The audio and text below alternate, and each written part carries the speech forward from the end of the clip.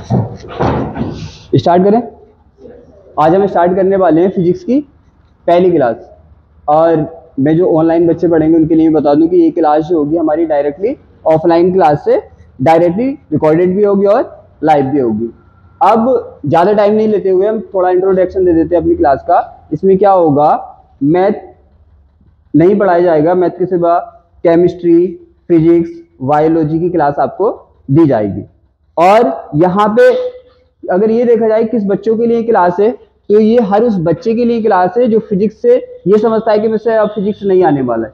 तो मैं कोशिश करूंगा कि जो बच्चा आज 0 लेवल पे खड़ा हुआ है उसे भी फिजिक्स सिखाया जाए।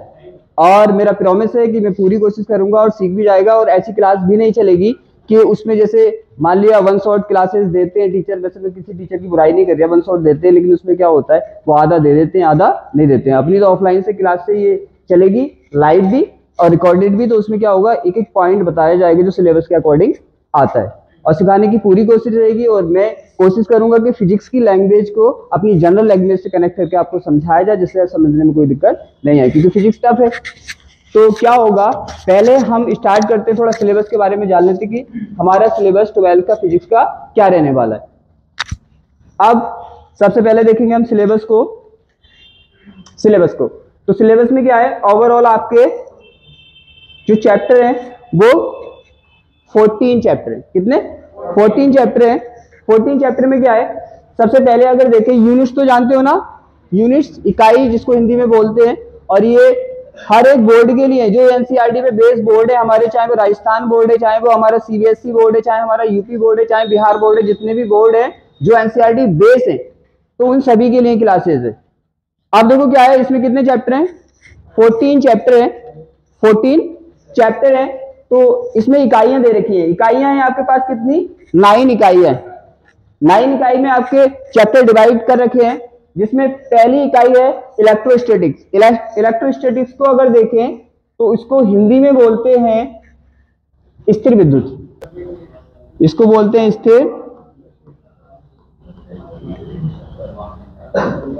स्थिर विद्युतिकी।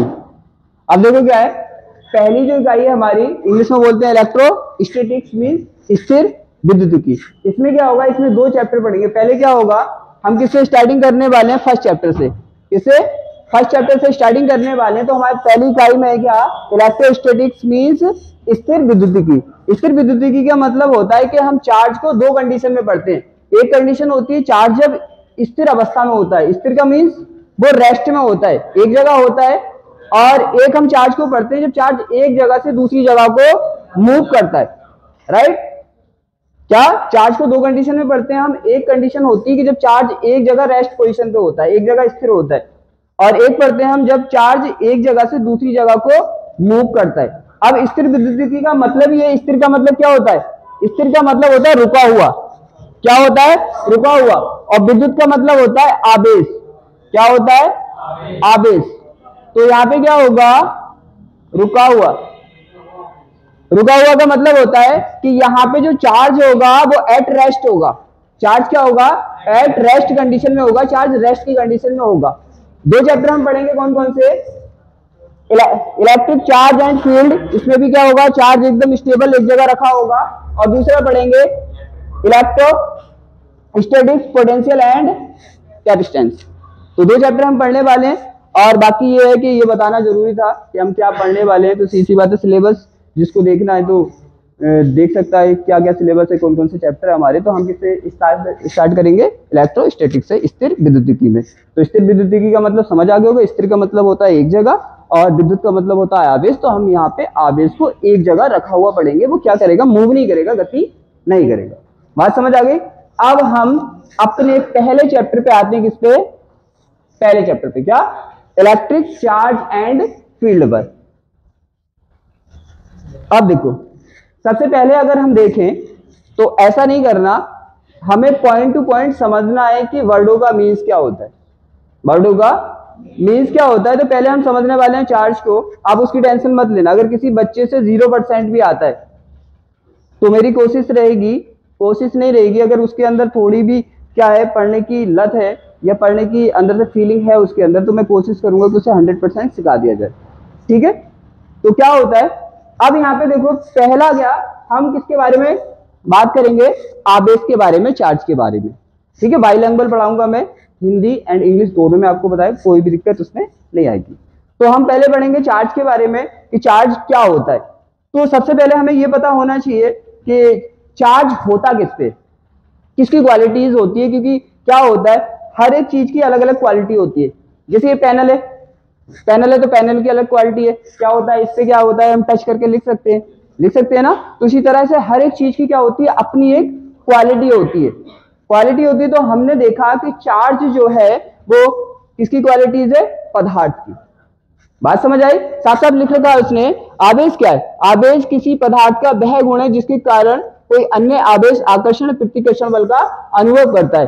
Charge is the property of a substance due to which another charge experiences force of attraction and repulsion. तो पहले क्या होगा, पहले हम ये समझने से पहले कि चार्ज पदार्थ का गुण होता है, तो हम ये तो समझ लें कि पदार्थ क्या होता है। जैसे अगर बाई चांस मैं आपसे बोलता हूं कि कुत्ते भौंकते हैं, ठीक है, तो अगर आपको यही नहीं पता होगा कि कुत्ता कौन होता है, कैसा होता है कुत्ता, तो आपको वो फीलिंग नहीं आएगी।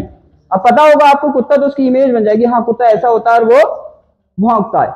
तो क्या होगा, पहले हम पदार्थ को समझेंगे। तो पदार्थ की सिंपल अगर डेफिनेशन देखें तो एक परमाणु से लेके एक बहुत बड़ी, परमाणु तो आप जानते हो सर, क्योंकि ये तो क्या सबसे सिंपल चीज है। परमाणु क्या होते हैं आपको ये तो पता है ना, परमाणु होते हैं, परमाणु से मिलकर अणु बनते हैं, ये तो सबने पढ़ा हुआ केमिस्ट्री में, ये तो बड़ी जनरल सी बात है। तो एक परमाणु से लेकर एक बहुत बड़े जैसे मान लो चट्टान भी है, तो चट्टान को भी हम पदार्थ में काउंट कर सकते हैं। तो एक परमाणु से लेकर एक चट्टान तक क्या है, सब पदार्थ है। अगर मैं बोलूं ये पेन क्या है, पदार्थ है, सीधी सी बात है।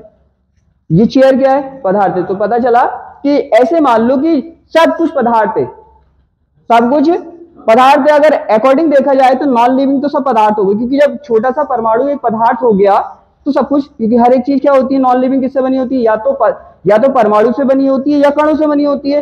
कण भी क्या है, पदार्थ है, और परमाणु भी क्या है, तो इससे बनने वाली सब चीज क्या होंगी, पदार्थ होंगी। तो इसका मतलब नॉन लिविंग तो सब कुछ पदार्थ है। अब बात आती है लिविंग पे, तो अगर हम समझें तो लिविंग भी रियल में अगर देखा जाए तो पदार्थ ही है, क्योंकि लिविंग क्या बनते हैं, लिविंग जो बनते हैं वो मॉलिक्यूल से बनते हैं, मॉलिक्यूल से बनते हैं। जैसे प्रोटीन वसा कार्बोहाइड्रेट से बनते हैं ना, तो वो भी क्या हुआ, पदार्थ हुआ, लेकिन वो थोड़ा स्टैंडर्ड होता है तो उसे पदार्थ में हम काउंट नहीं करते हैं। पदार्थ समझ आ गया, अब समझ आएगा बात क्या चल रही है। तो देखो ये किसकी क्वालिटी है, किसकी क्वालिटी, जैसे मान लो ये कोई पदार्थ है, ये क्या हमारे पास कोई पदार्थ है, तो इसकी क्वालिटी है, एक गुण है क्या, चार्ज। जैसे आप, तो आप क्या है, आप बोल सकते हो, तो बोलना क्या है, आपकी एक क्वालिटी है। तो इसी तरह से किसी भी पदार्थ की क्वालिटी क्या है, चार्ज किसी भी पदार्थ की एक क्वालिटी है। पहली बात समझ आ गई पदार्थ क्या होते हैं, दूसरी बात समझ आ गई चार्ज किसकी क्वालिटी है, पदार्थ की। दोनों बातें क्लियर है। अब देखो क्या होता है, हर एक क्वालिटी का कुछ ना कुछ तो इफेक्ट होता है। आप बोलते हो तभी तो बात कर सकते हो, बोलते हो तभी तो बात कर सकते हो, आप सिंगिंग भी कर सकते हो। क्यों, क्योंकि आपकी जो वॉइस है वो आपकी क्वालिटी है और उसकी वजह से आप सिंगिंग कर सकते हो। तो सीधी सी बात है, आप खुद सोचो ये पदार्थ है, पदार्थ है ना, तो पदार्थ पे क्या है, पदार्थ की क्वालिटी क्या है, चार्ज। तो इस चार्ज के कुछ तो इफेक्ट होंगे, चार्ज की वजह से कुछ तो होता होगा। जैसे वॉइस आपकी क्वालिटी है, तो आपकी उस वॉइस की वजह से आप बातें भी करते हो, बहुत सारे इफेक्ट होते हैं ना। इसी तरह से क्या होगा, इस पदार्थ की क्वालिटी क्या है, आवेश, और इसके बहुत सारे इफेक्ट होते हैं। आगे आप पढ़ेंगे खुद से जब आएगा बार बार। वैद्युत क्षेत्र भी इसी की वजह से उत्पन्न होता है, बल भी इसी की वजह से लगता है, और वैद्युत विभव भी इसी की वजह से होता है। तो सीधी सी बात है, बहुत सारी क्वालिटीज इसी की वजह से होती है। तो पहला पॉइंट क्लियर हो गया, पहला पॉइंट क्लियर हो गया हमारा कि क्या है, आवेश किसी पदार्थ की क्वालिटी है, और आवेश की वजह से बहुत सारे हम इफेक्ट देखते हैं। जैसे वैद्युत क्षेत्र भी आवेश की वजह से होता है, चुंबकीय क्षेत्र भी आवेश की वजह से होता है, बल भी आवेश की वजह से लगता है। उसने यही बताया, शायद आपकी समझ आ गया होगा। मैंने दो डेफिनेशन यहाँ पे की है, क्यों, क्योंकि ये मैंने बता दिया आकर्षण बल लगता है यहाँ पे चार्ज की वजह से, और यहाँ पे बता दिया वैद्युत क्षेत्र। और आगे आप पढ़ेंगे तो खुद से समझ में आ जाएगा, क्योंकि अभी वैद्युत क्षेत्र भी पढ़ने वाले हैं हम और बल भी पढ़ने वाले हैं। तो आपको खुद समझ आ जाएगा कि चार्ज था तो बल हुआ, चार्ज नहीं हुआ तो बल नहीं हुआ। इतना समझ आ गया। आगे देखें तो पदार्थ समझ आ गया सबको। अब आगे देखने वाले हैं हम टाइप ऑफ चार्ज। क्या देखने वाले हैं, टाइप ऑफ चार्ज, चार्ज के प्रकार देखने वाले कि चार्ज कितने टाइप के होते हैं।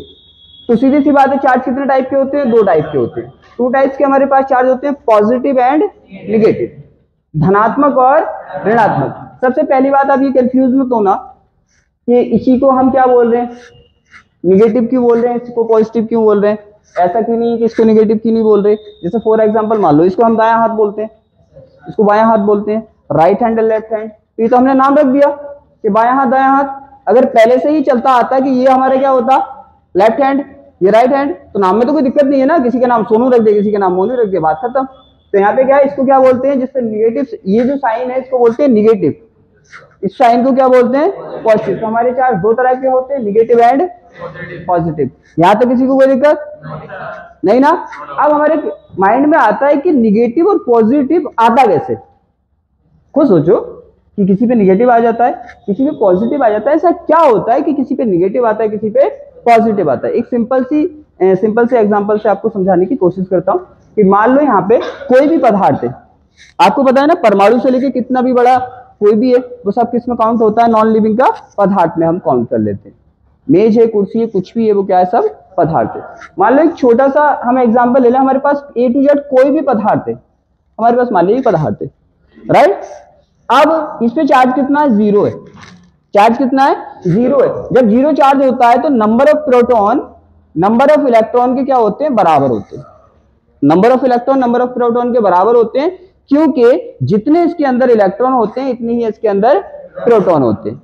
ये तो आपको पता है कि हम जो चार्ज को शो करते हैं, प्रोटॉन की वजह से जो चार्ज होता है वो +1 शो करते हैं, इलेक्ट्रॉन की वजह से जो चार्ज होता है वो -1 शो करते हैं। ये तो सबको पता है, ये तो सबको पता है ना, इसको शो करते हैं।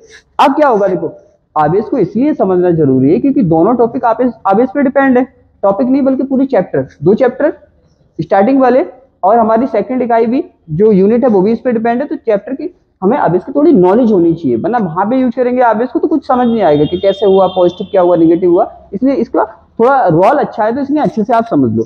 तो जैसे ये कोई भी है, तो फॉर एग्जाम्पल के लिए इसमें क्या होंगे, प्रोटॉनों का नंबर और इलेक्ट्रॉनों का नंबर बराबर होगा। फॉर एग्जाम्पल यहाँ पे सोडियम का यूज कर लें, अपने किसका यूज कर लें, सोडियम एक परमाणु है, आपको पता है परमाणु भी क्या होते हैं, पदार्थ ही होते हैं। तो यहाँ पे क्या होते हैं, 11 इलेक्ट्रॉन होते हैं इसके अंदर। कितने होते हैं, 11 इलेक्ट्रॉन होते हैं, और 11 ही कितने होते हैं, प्रोटॉन इलेक्ट्रॉन दोनों कितने कितने होते हैं, 11 होते हैं। अब आपको पता है एक प्रोटॉन की वजह से +1, तो 11 प्रोटॉन की वजह से +11, एक इलेक्ट्रॉन की वजह से तो 11 की वजह से -11। तो आपको पता चला ना, प्लस का भी चार्ज कितना है, 11 और माइनस का भी कितना है, 11। अब आपको पता है +11 ने -11 को कैंसल आउट कर दिया होगा, तो फाइनली चार्ज बचा होगा 0। यहां तक किसी को कोई डाउट नहीं ना।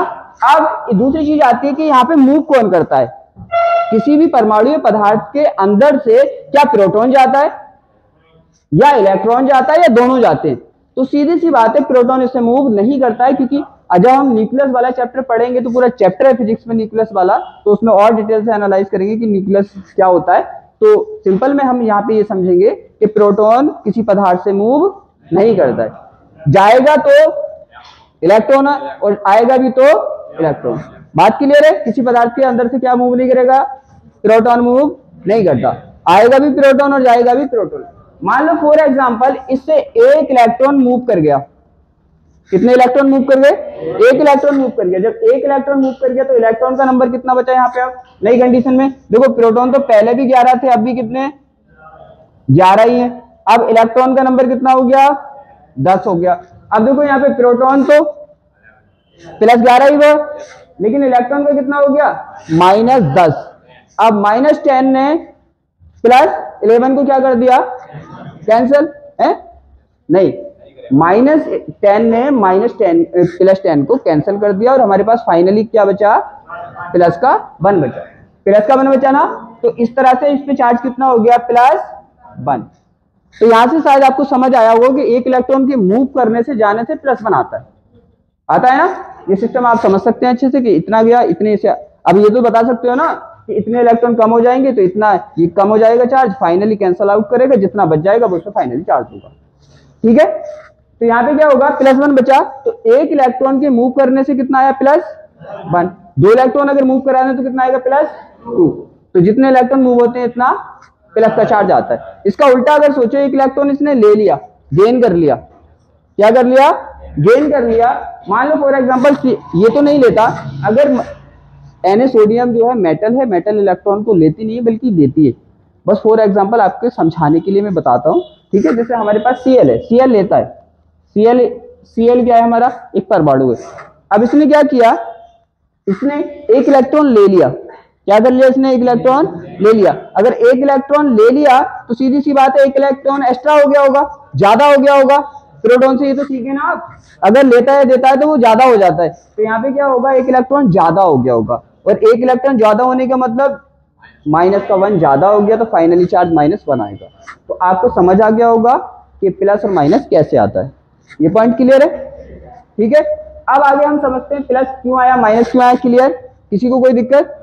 दूसरी बात यह है कि आपको यह भी पता चल गया कि माइनस वाले पे किस चीज की मतलब कमी है, या किस चीज की उससे ज्यादा, अधिकता कहते हैं ना हिंदी में, अधिकता है। ये तो पता चल गया। माइनस वाले पे क्या है बताओ मुझे, इस पे माइनस पे क्या है, नंबर ऑफ इलेक्ट्रॉन ज्यादा है। एक नंबर ऑफ इलेक्ट्रॉन एक क्या है, ज्यादा, एक इलेक्ट्रॉन ज्यादा है इस पे नंबर ऑफ इलेक्ट्रॉन एक कम है। तो अब तो पहचान लोगे ना, पहचान लो। अब देखो यहां पे क्या होगा, अब हम देखेंगे कि ये पृथ्वीकर्षण और आकर्षण क्या होता है। पृथ्वीकर्षण और आकर्षण क्या होता है। अब एक बात बताइए आप, फॉर एग्जांपल अपनी मैंने बोला था जनरल लाइफ से अगर जोड़ के सोचोगे, फिजिक्स वैसे हार्ड लगता है लेकिन जनरल लाइफ से सोचोगे तो हार्ड नहीं लगता।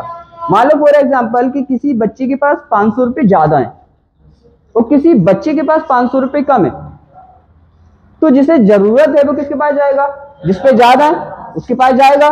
तो क्या हो रहा है, उससे उसकी तरफ अट्रैक्ट हो रहा है। बल का मतलब ही क्या होता है, बल का मतलब ही होता है एक दूसरे की तरफ अट्रैक्ट होना, उसकी तरफ जाना है।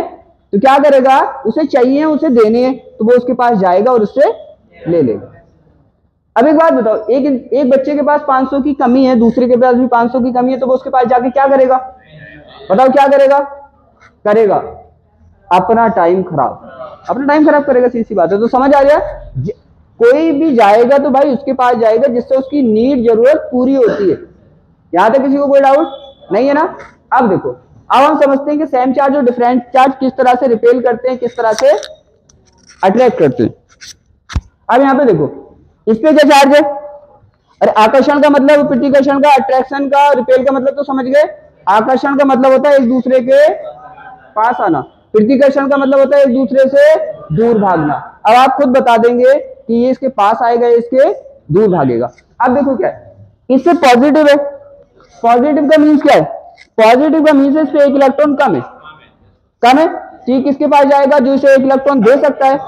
अब ये इस पे क्या है, माइनस है, तो एक इलेक्ट्रॉन ज्यादा है, ज्यादा है ना। तो आपको पता है इस पे एक इलेक्ट्रॉन कम है और इस पे एक इलेक्ट्रॉन ज्यादा है। इस पे एक इलेक्ट्रॉन कम है, इसका मीन्स ये एक इलेक्ट्रॉन लेगा, इस पे एक इलेक्ट्रॉन ज्यादा तो एक इलेक्ट्रॉन देगा। तो ये इसके पास जाएगा, दूर भागेगा, पास जाएगा, क्योंकि इसे देना, ये इससे ले लेगा, भाई तुझे देना तो है इलेक्ट्रॉन, मुझे भी जरूरत है, मुझे दे दे, ठीक है। तो ये क्या कर रहे हैं, एक दूसरे के पास आ रहे हैं, और पास आने को कहते हैं आकर्षण, अट्रैक्शन। क्लियर है पॉइंट। अब देखो ये क्या है, ये हमारे डिफरेंट चार्ज, क्या है हमारे डिफरेंट चार्ज, डिफरेंट चार्ज, समझ आया। डिफरेंट चार्ज क्या करते हैं, अट्रैक्ट करते हैं, अट्रैक्शन करते हैं। अब यहां पे देखो, इस पे पॉजिटिव चार्ज है, उस पे क्या है, इस पे भी पॉजिटिव है। अब इस पे पॉजिटिव चार्ज का मतलब इस पे एक इलेक्ट्रॉन कम है और इस पे भी एक इलेक्ट्रॉन कम है, तो क्या ये इसके पास जाएगा, नहीं जाएगा, क्यों, क्योंकि इसे पता है यहाँ पे तो कुछ मिलने वाला है नहीं। तो ये भी इससे दूर भागेगा, ये भी इससे दूर भागेगा, उसे पता है अगर इसके पास गया भी तो इलेक्ट्रॉन तो देगा नहीं, टाइम ही खराब होगा, तो क्या करेगा, उससे दूर भागेगा। तो ये क्या करेंगे, ये क्या करेंगे, रिपेल करेंगे। देखो साफ साफ लिखा है ना, रिपल्सन होगा। यहाँ पे कौन सा फोर्स होगा, रिपल्सन। रिपल्सन का मतलब होता है पृथ्वीकर्षण, पृथ्वीकर्षण का मतलब होता है एक दूसरे से दूर भागना। तो ये दूर भागेंगे, तो ये कैसे चार्ज है, लाइक चार्ज। क्या है ये, लाइक चार्ज। लाइक चार्ज को हिंदी में कहते हैं समान आवेश। समान का मतलब एक जैसे आवेश। यहां तो कोई दिक्कत, यहाँ पे भी देखो ये माइनस है और ये माइनस है, इस पे एक इलेक्ट्रॉन क्या है, ज्यादा है, और इस पे भी एक इलेक्ट्रॉन ज्यादा है, तो इसके पास जाके करेगा क्या, ये नहीं जाएगा ना। अगर ये गया भी तो इसने बोला कि भाई तू एक इलेक्ट्रॉन मुझसे ले ले, तो ये कहेगा भाई मुझे भी देना, तू मेरा इलेक्ट्रॉन ले ले, तो क्या कोई फायदा नहीं होगा। तो समझ आ गया। तो लाइक चार्ज क्या करते हैं, लाइक चार्ज क्या करते हैं, देखो एक दूसरे से दूर भागते हैं, मतलब रिपल्सन करते हैं, इनके बीच रिपल्सन फोर्स रखता है, रिपेल करते हैं ये। और जो डिफरेंट चार्ज होते हैं एक दूसरे से क्या करते हैं, आकर्षण करते हैं, अट्रैक्शन होता है इनके बीच। क्लियर, समझ आ गया? आवेश को समझ लिया, टाइप ऑफ आवेश समझ लिया, ये समझ लिया कि आकर्षण क्यों होता है, प्रतिकर्षण क्यों होता है, ये पॉइंट क्लियर हो गए। आगे चलें, टाइप ऑफ चार्ज समझ आ गया ना, दो टाइप के होते हैं। अब हमें देखना है आगे,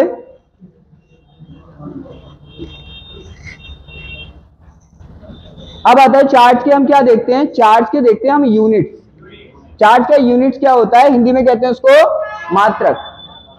ठीक है, ये तो सिंपल सी चीजें सबको पता होती है, एमकेएस क्या होता है, सीजीएस क्या होता है, इसे तो बताने की जरूरत नहीं, सबको पता होती है। एमकेएस में भी किसी की वैल्यू को, क्वांटिटी को हम क्या करते हैं, देखते हैं, और सीजीएस में भी देखते हैं। तो हम ये बात करेंगे यहाँ पे। पहले ये बताओ मुझे, मात्रक यूनिट्स का मीन्स क्या होता है? मात्रक और यूनिट्स का मीन्स सबको पता है। मात्रक का मीन्स होता है जिससे किसी चीज को, देखो अपने तो बोलते हैं नापना, सिंपल भाषा में क्या बोलते हैं हम, नापना, और केमिस्ट्री फिजिक्स भाषा में बोलते हैं मापना। मापना बोलते हैं ना। तो जिससे किसी चीज को मापा जाता है वो उसका मात्रक होता है। जैसे बुखार को आप कैसे नापते हो, सेंटीग्रेड में। सेंटीग्रेड में तो सेंटीग्रेड क्या हुआ उसका मात्रक। दूरी को कैसे नापते हो आप, मीटर से। तो किससे नाप रहे हो उसको, मीटर से, तो मीटर क्या हुआ उसका मात्रक। तो समझ आ रहा है, जिस चीज से उसे नापते हैं वो उसका मात्रक होता है। मैं पूछूं दूरी का मात्रक क्या, आप बता दोगे मीटर, क्यों, क्योंकि उसे मीटर से नापते हैं। तो यहाँ पे क्या है, इसका मात्रक क्या है, कूलाम। इसे किससे नापते हैं हम, कूलाम से नापते हैं। कोई डाउट? ठीक है, अब देखो क्या होगा, एक होता है बीमा सूत्र, एक होता है बीमा। अब देखो क्या होता है, डायमेंशन जो निकालते हैं हम, डायमेंशन का एक टॉपिक है फर्स्ट ईयर का।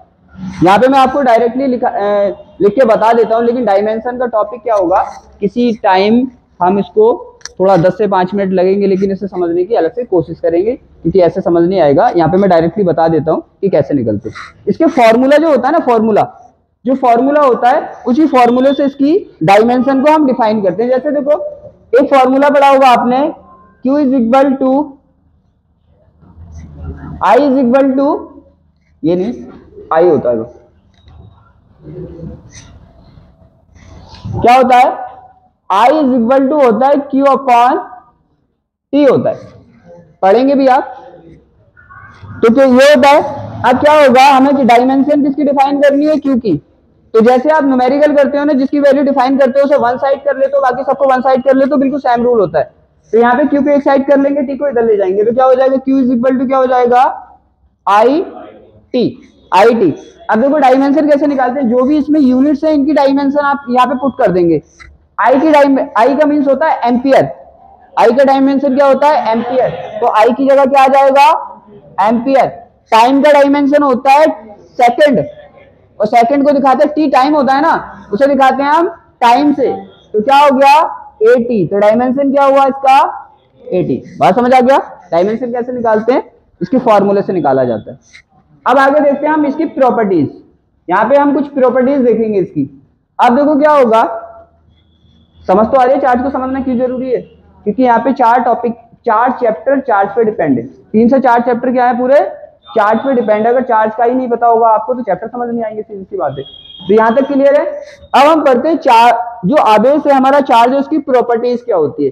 पहली प्रॉपर्टीज है, उसने बोला है आवेश संरक्षित रहता है। संरक्षित का मीन्स जानते हो, चार्ज को खत्म नहीं किया जा सकता। जैसे पेन है, ये पेन को गायब किया जा सकता है, तो चुरा के लेके गायब हो जाएगा, सीधी सी बात है। लेकिन चार्ज को कभी भी गायब नहीं किया जा सकता। बात समझ आ रही है। बस क्या होता है, जैसे एनर्जी वाला है ना, एक हमारा रूल्स है कि एनर्जी को कभी भी खत्म नहीं किया जा सकता, एक रूप से दूसरे रूप में कन्वर्ट किया जा सकता है, बदला जा सकता है ना। जैसे आपके अंदर एनर्जी, आपने वर्क किया, आपकी एनर्जी खत्म हो गई, तो आपके अंदर की एनर्जी कहाँ पे चेंज हो गई, वर्क में चेंज होगी, खत्म नहीं हुई वो। यहाँ पे कोई दिक्कत। तो यहाँ पे आवेश भी क्या होता है, संरक्षित होता है। आवेश को भी खत्म नहीं किया जा सकता कभी किसी पे। जैसे मेरे पास चार्ज है तो मैंने किसी और को दे दिया, उसने किसी और को दे दिया, वो खत्म नहीं होगा। संरक्षित का मतलब ही क्या होता है, संरक्षण करना। संरक्षण का मतलब बचाना किसी चीज को है। जैसे बोलते हैं ना महिला संरक्षण, तो महिलाओं को बचाओ, सीधी सी बात है। तो यहाँ पे तो संरक्षण का मतलब समझ आ गया, ये खत्म नहीं हो सकता। अगर यहाँ पे मान लो कि ये 10 कूलाम है तो 10 कूलाम ही रहेगा, वो बात अलग है, इसने किसी को अपना चार्ज दे दिया, दूसरा क्या है, आवेश क्या होता है, अदिश होता है।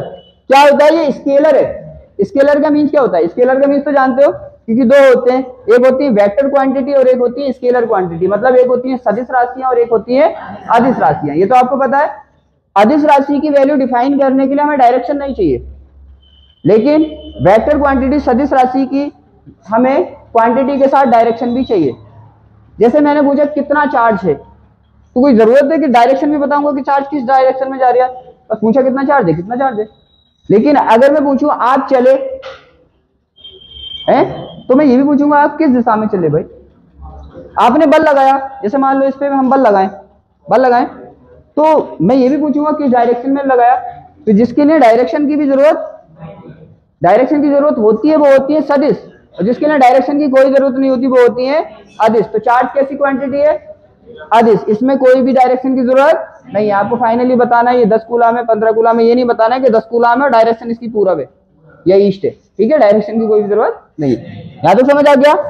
अब क्या होता है, आवेश जो होता है अदिश नियम से। अब खुद सोचो भाई, जब ये स्केलर क्वांटिटी है तो इसको हम डिफाइन भी तो स्केलर के रूल से करेंगे।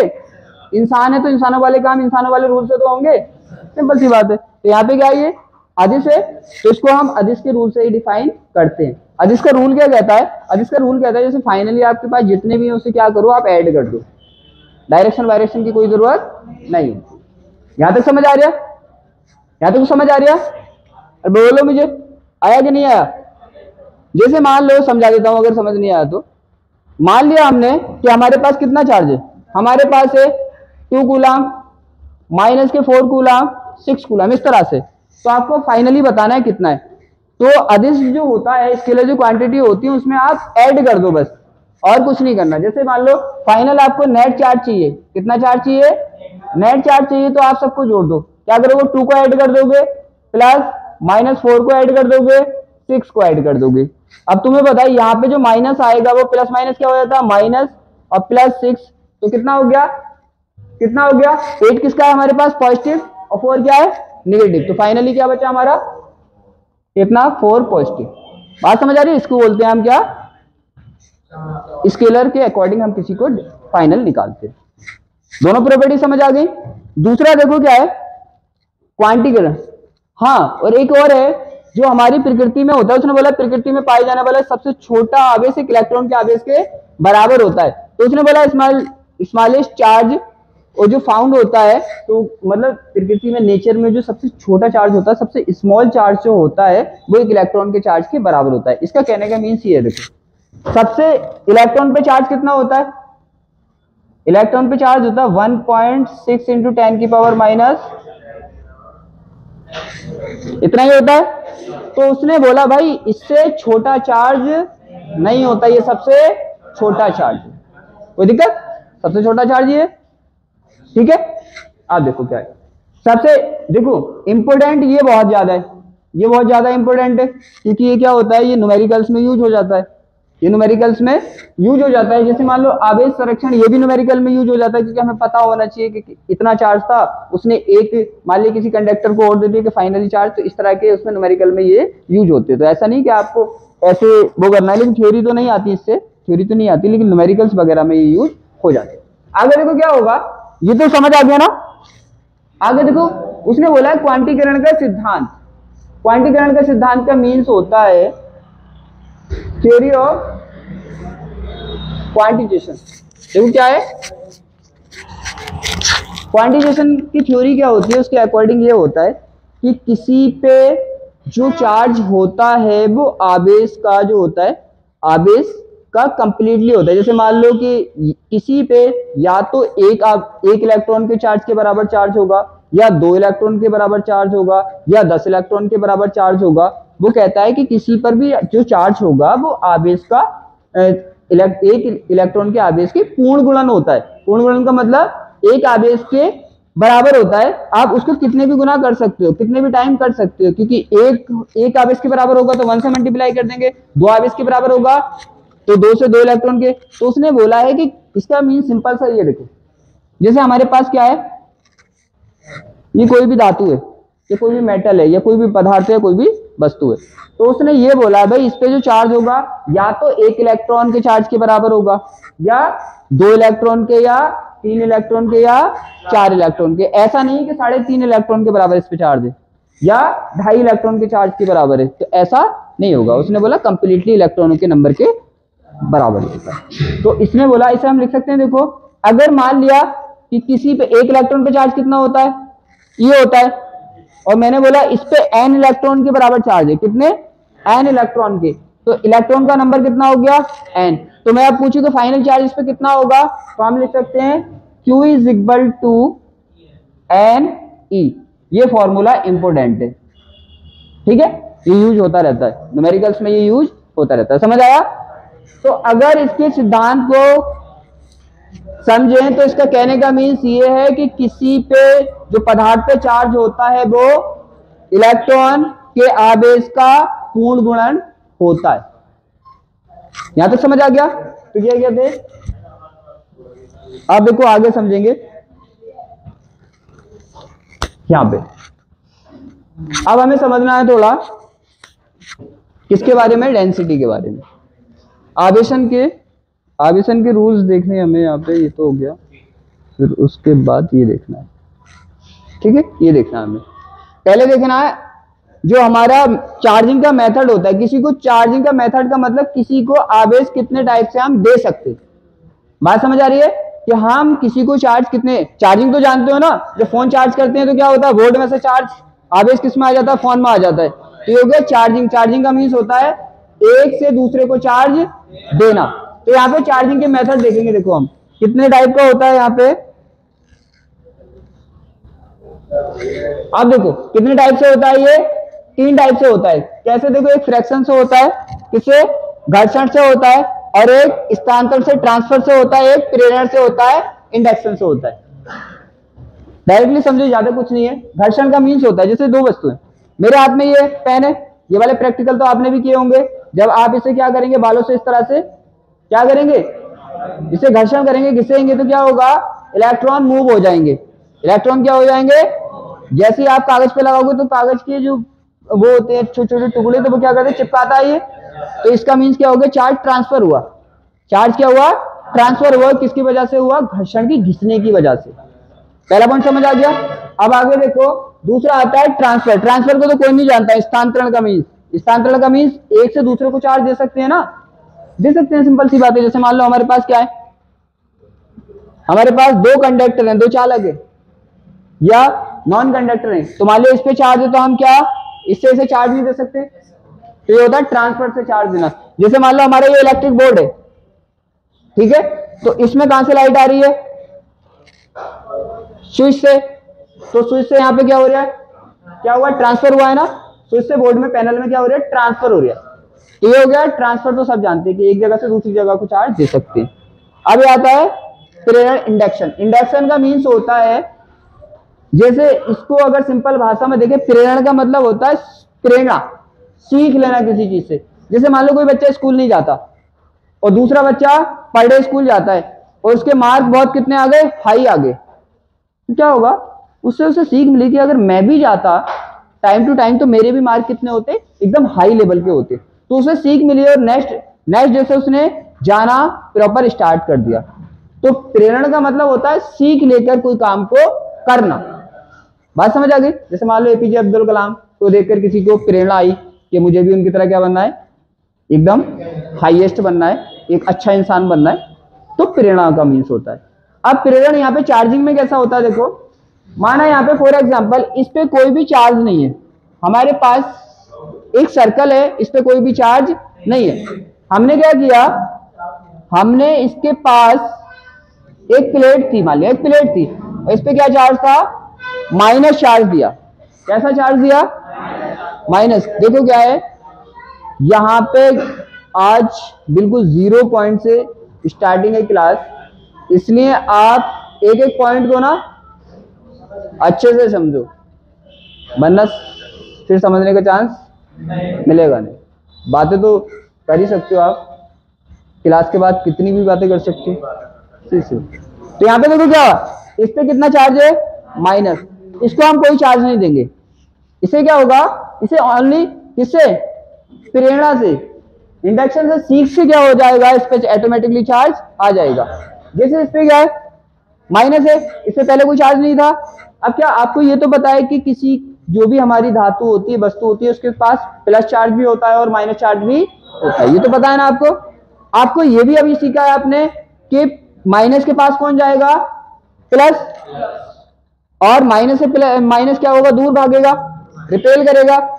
अब देखो इसके अंदर प्लस भी है माइनस भी, तो प्लस वाला चार्ज क्या होगा, माइनस की ओर अट्रैक्ट करेगा, तो जितना भी माइनस प्लस होगा इस साइड आ जाएगा ना। क्यों आ जाएगा, क्योंकि माइनस के पास भागेगा ये। अब देखो यहाँ पे क्या होगा, इसका जितना भी माइनस होगा इससे दूर भागेगा।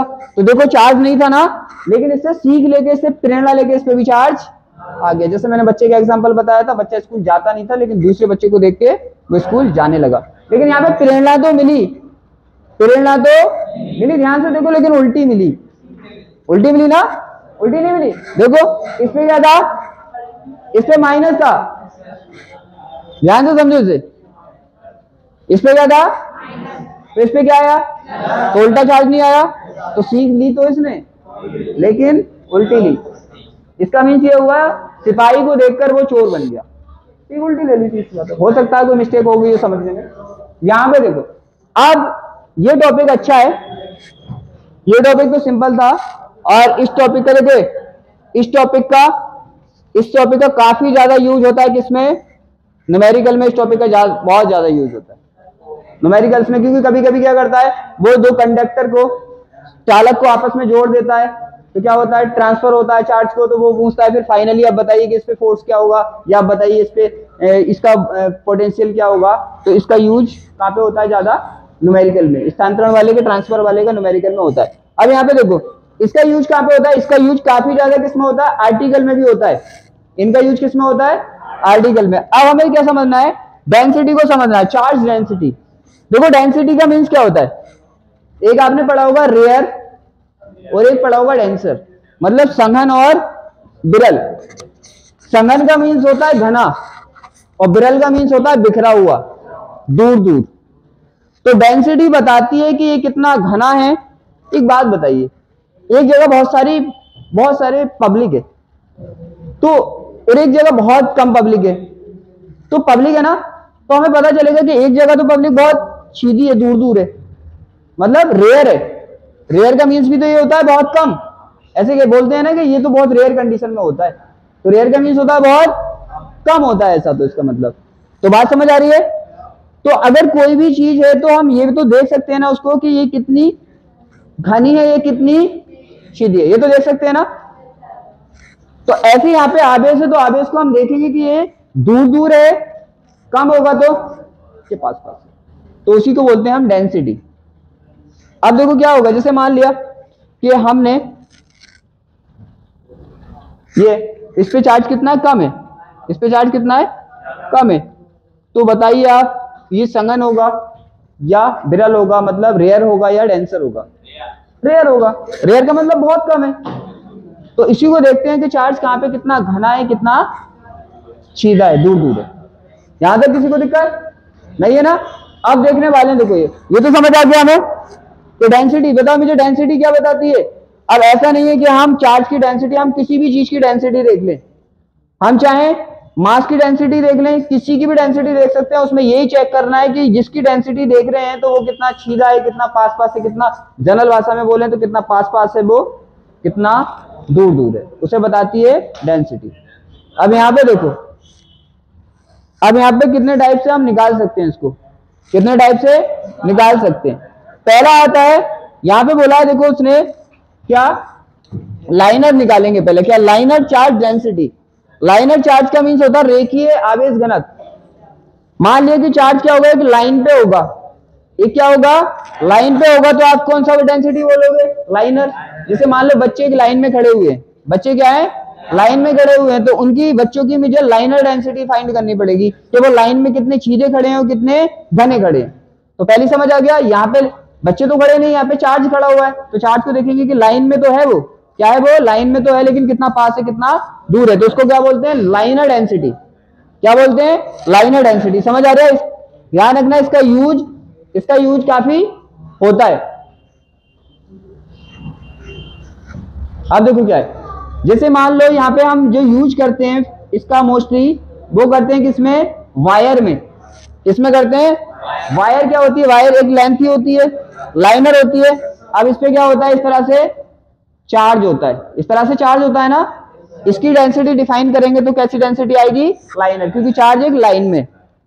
तो इसकी डेंसिटी को देखो, डेंसिटी निकालने का सिंपल तरीका है कि आप क्या करो कि जो भी है वो उसको ऊपर रख दो, जिसकी डेंसिटी निकाल रहे हो उसको ऊपर रख दो। तो किसकी डेंसिटी निकाल रहे हो आप, चार्ज की, तो चार्ज को ऊपर ले लिया। लाइन में है तो लाइन लेंथ रख दो, एरिया में है तो एरिया रख दो, और वॉल्यूम में है तो वॉल्यूम रख दो। तो ये किसमें, लाइन में है ना, लेंथ में है ना, तो नीचे क्या आ जाएगी, लेंथ। तो हम लाइनर डेंसिटी इस तरह से डिफाइन करते हैं, इसको 100 किससे करते हैं, लैम्डा से। दूसरा आता है ट्रस्ट। ट्रस्ट तो जानते हो, सरफेस। जैसे ये बोर्ड है तो इसका ये क्या है, सरफेस है।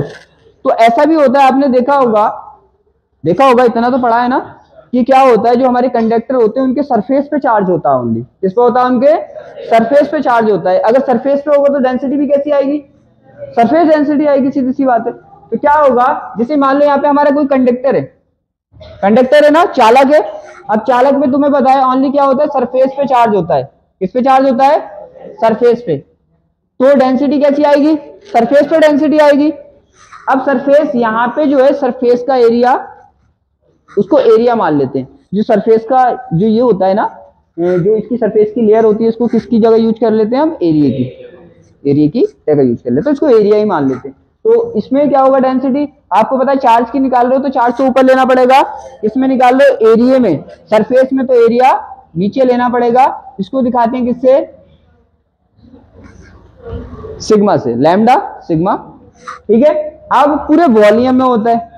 जैसे मान लो आपको नॉन कंडक्टर होता है, अचालक गोला होता है, अचालक गोले के अंदर पूरे वॉल्यूम के अंदर, पूरे आयतन के अंदर होता है, क्या होता है, उसके पूरे आयतन में चार्ज होता है। अब कैसे निकालोगे, आयतन डेंसिटी निकालोगे। तो क्या होगा, आपको पता है चार्ज तो ऊपर ही रहेगा, और चार्ज तो ऊपर ही रहेगा, नीचे क्या आ जाएगा, वॉल्यूम। इसको दिखाते हैं किससे, रो से। तो 3 तरह की डेंसिटी होती है, और इन पे मोस्टली फोकस करना, क्योंकि जो हमारे गॉस की थ्योरम है उसमें ये सब यूज होते हैं। गॉस की थ्योरम में ये सब यूज होते हैं। आपको पता होना चाहिए लाइनर डेंसिटी क्या होती है, वॉल्यूम डेंसिटी क्या होती है, आपको पता होना चाहिए एरिया या सरफेस डेंसिटी क्या होती है। यहां तक किसी को कोई दिक्कत, समझ तो आ रही है। आप देखो यहाँ पे समझ गए। अब जैसे मान लो ये तो अपना 12th लेवल का हो गया, और ये क्लास उन सभी के लिए है, चाहे वो मान लो कि ऐसे बच्चे होते हैं कि कई बार वो नीट के अटेम्प्ट देते हैं, ये जेई के अटेम्प्ट देते हैं, लेकिन उनका बेसिक नहीं बन पाता, सीधी सी बात है, फिजिक्स उनका क्लियर ही नहीं हो पाता। तो उन बच्चों के लिए भी है कि ये बेसिक बहुत अच्छे से हम सिखाएंगे, और हमारी क्लासेस स्पेशली जेई के लिए भी हम स्टार्ट करेंगे, जेई के लिए और नीट के लिए भी स्टार्ट करेंगे। लेकिन नीट को अकॉर्डिंग ही हम यहाँ पे भी नीट को और उसको भी अकॉर्डिंग ध्यान में रख के बताएंगे। जैसे मान लो ये तो था 12th लेवल का, अगर हम देखें नीट में कैसे पूछता है, तो नीट में भी इसी लेवल का पूछता है। लेकिन जेई में अगर देखें तो जेई में थोड़ा हार्ड पूछता है, क्योंकि यहाँ पे देखो जो हमारा चार्ज होता है वो यूनिफॉर्म कंडीशन में होता है। यूनिफॉर्म कंडीशन का मतलब बिल्कुल एक सा लगा होता है, जितना यहाँ इतना यहाँ, जैसे पेंट करते हो ना आप, तो बिल्कुल सेम पेंट होता है, इतना इस तरह का, इतना ही पेंट इधर, इतना इधर, इतना इधर, दीवार पे करते हैं ना, तो सेम यूनिफॉर्म होता है। लेकिन क्या होता है, जेई के एग्जाम में क्या कर देता है, वो चार्ज यूनिफॉर्म नहीं करता, सेम नहीं होता हर जगह। तो सेम अगर नहीं होता तो उसका अगर आपको क्या निकालना है, उसकी अगर आपको क्या निकालनी है, डेंसिटी निकालनी है, तो उसकी डेंसिटी ऐसे नहीं निकलती, उसकी डेंसिटी निकलती समाकलन करके। तो हम क्या निकालते हैं, dq अपॉन dl से निकालते हैं। किससे निकालते हैं, dq अपॉन dl से। अगर हमें चार्ज डिफाइन करना है तो आपको पता है ये इस साइड जाएगा, तो लैम्डा क्या हो जाएगा, dl is equal to dq। अगर लाइनर है, क्या है, लाइनर है, और उस पर चार्ज क्या यूनिफॉर्म नहीं है। 12th लेवल तो समझ आ गया, 12th लेवल तो सिंपल है, बस चार्ज लगाओ नीचे वो लगा तो बात खत्म। लेकिन जेई में क्या होता है, जेई में थोड़ा हार्ड पूछता है, उसमें सेम नहीं होता, तो हम ऐसे इस तरह से उसे लगा सकते हैं। यहाँ पे भी क्या होता है, समाकलन। अब क्या करके निकालेंगे हम, इसका समाकलन करके निकालेंगे। इस तरह से यहाँ पे भी यही होता है, रॉ इज इक्वल टू, आपको पता है बस समाकलन करके निकालना पड़ता है यहाँ पे, और 12th में कोई दिक्कत ही नहीं है, यहाँ तो डायरेक्ट निकाल देते हैं। तो यहाँ पे क्या हो जाएगा, आपको पता है sigma dA is equal to dq, और यहाँ पे देखें तो यहाँ पे भी सेम रहेगा, D Q upon D V, इधर जाएगा तो क्या हो जाएगा rho D V is equal to D Q. यहां तक समझ आ गया। तो ये थी हमारी चार्ज की प्रॉपर्टी। मैंने ये भी बताया कि इसमें कौन कौन से पॉइंट कहाँ पे यूज होते हैं, ये बहुत इंपॉर्टेंट पॉइंट है। ये गॉसेस थ्योरम से आपको पता है, गॉसेस थ्योरम और उसके यूजेस से बोर्ड में भी, नीट में भी, जेई में भी क्वेश्चन आता है।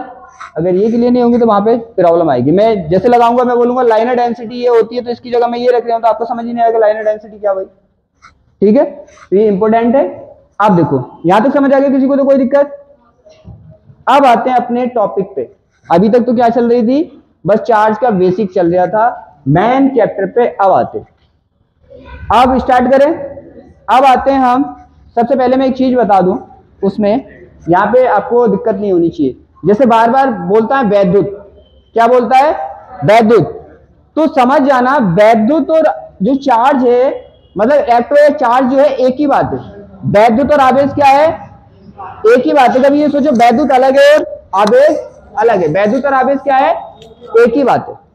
क्योंकि वैद्युत पता है किसे कहते हैं, जो चार्ज होता है हमारा, आपको पता है वो एक जगह भी रहता है, एक जगह होता है ना, रेस्ट में भी होता है ना, और एक मूव भी करता है।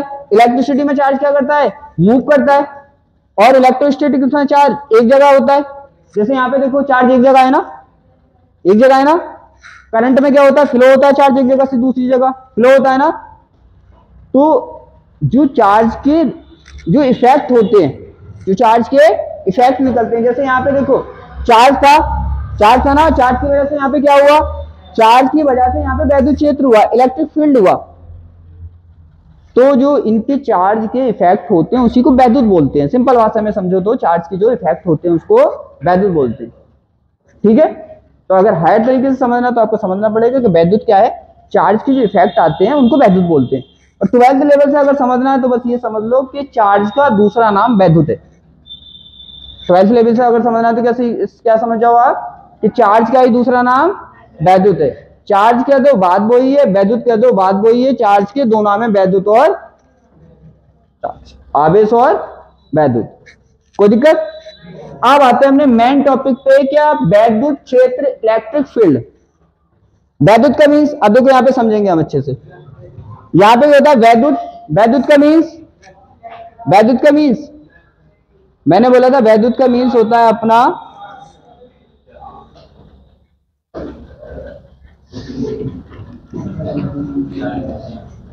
वैद्युत का मीन्स क्या होता है, आवेश।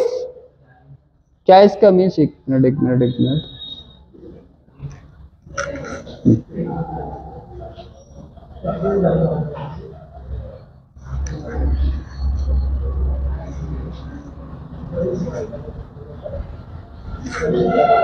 अब देखो वैद्युत का मीन्स क्या होता है, मैंने बोला वैद्युत का दूसरा नाम आवेश है, तो ये हो गया आवेश। क्या हो गया ये, आवेश। और क्षेत्र का मीन्स, क्षेत्र तो सब जानते हैं, एरिया होता है, एरिया। जैसे आपने बोले हमारा क्षेत्र, हमारे एरिया, तो इसी तरह से ये क्या, किसका एरिया है, आवेश का। एरिया क्या होता है, जहां पे अपनी पहुंच होती है, चलती है, वो एरिया होता है। तो ऐसे यहाँ पे क्या होता है, आवेश का भी एरिया होता है। क्या, इलेक्ट्रिक फील्ड। इलेक्ट्रिक आप जानते हैं, इलेक्ट्रिक का मीन्स इलेक्ट्रिक और उसका फील्ड। जैसे आपका सबका फील्ड होगा ना, अपना भी फील्ड होगा, तो फील्ड का मीन्स होता है उसका एरिया। अब यहाँ पे किसके एरिया की बात करने वाले हैं, आवेश के एरिया की बात। क्योंकि वर्ड का मीन्स पता होगा तो याद करने में दिक्कत। जैसे ही आपके सामने आएगा वैद्युत क्षेत्र, इलेक्ट्रिक फील्ड, क्या आएगा, वैद्युत क्षेत्र, इलेक्ट्रिक फील्ड, तो आपको पता चल जाएगा कि यहाँ पे आवेश के एरिया की बात चल रही है। अब दूसरा पॉइंट आता है कि किसी भी चीज का जो एरिया होता है वो डिसाइड कैसे होता है। किसी भी चीज का एरिया होता है तो डिसाइड कैसे होता है, आपको पता है, जहां तक उसकी पहुंच होती है वो उसका एरिया माना जाता है। बात समझ आ रही है। मैंने बोला जनरल लाइफ से अगर जोड़ के पढ़ोगे फिजिक्स को या केमिस्ट्री को तो समझ आ जाता है। वैसे वैद्युत का एरिया समझ में नहीं आता, लेकिन जनरल लाइफ में हमें अपने एरिया समझ में आता है, तो हम समझ सकते हैं ना। इसी तरह से वैद्युत का भी क्या होता है, एक अपना एरिया होता है। दूसरा पॉइंट आता है कि भाई एरिया कहां तक होता है। जैसे अपना भी एरिया होता है ना, तो सिंपल भाषा में समझ जाओ कि जहां तक हमारी पहुंच होती है, कमांड होती है, वहां तक हमारा एरिया होता है। इसी तरह से वैद्युत की भी जहां तक पहुंच होती है, आवेश की पहुंच होती है, उसकी पकड़ होती है, वो उसका एरिया होता है। अब कहां तक होता है वो देखने वाले हैं। देखो क्या होता है, हमारे पॉजिटिव चार्ज है या निगेटिव चार्ज है, दोनों फ्लास्क को क्या करते हैं, एक तो फ्लास्क को रिलीज करता है, छोड़ता है। जैसे सन होता है ना, सूरज होता है, सन क्या करता है, हमारा किरणों को छोड़ता है। इसी तरह से पॉजिटिव चार्ज किरणों को, रेज को छोड़ता है। माइनस चार्ज क्या होता है, एब्जॉर्ब करता है, लेता है, अपने अंदर लेता है। लेकिन चाहे वो आने वाली किरणें हैं, रेज हैं, चाहे वो जाने वाली रेज हैं, जहां तक वो रेज आपको दिखेंगी वो उसका एरिया होगा। बात समझ आ रही है? चाहे वो आने वाली रेज है, चाहे वो जाने वाली रेज है, जहां तक वो रेज आपको दिखेंगी वो उसका, देखो ये एरिया, इसकी रेज कहां तक जा रही है, यहां तक जा रही है ना, तो ये इसका एरिया हुआ। आने जाने से मतलब नहीं है, आपको तो ये पता होना चाहिए जहां तक ये रेज दिखेंगी वहां तक इसका एरिया होगा। तो इसका एरिया कहां तक होगा और इसका एरिया यहां तक। कोई दिक्कत? ठीक है, क्लियर? वैद्युत का एरिया समझ में आ गया।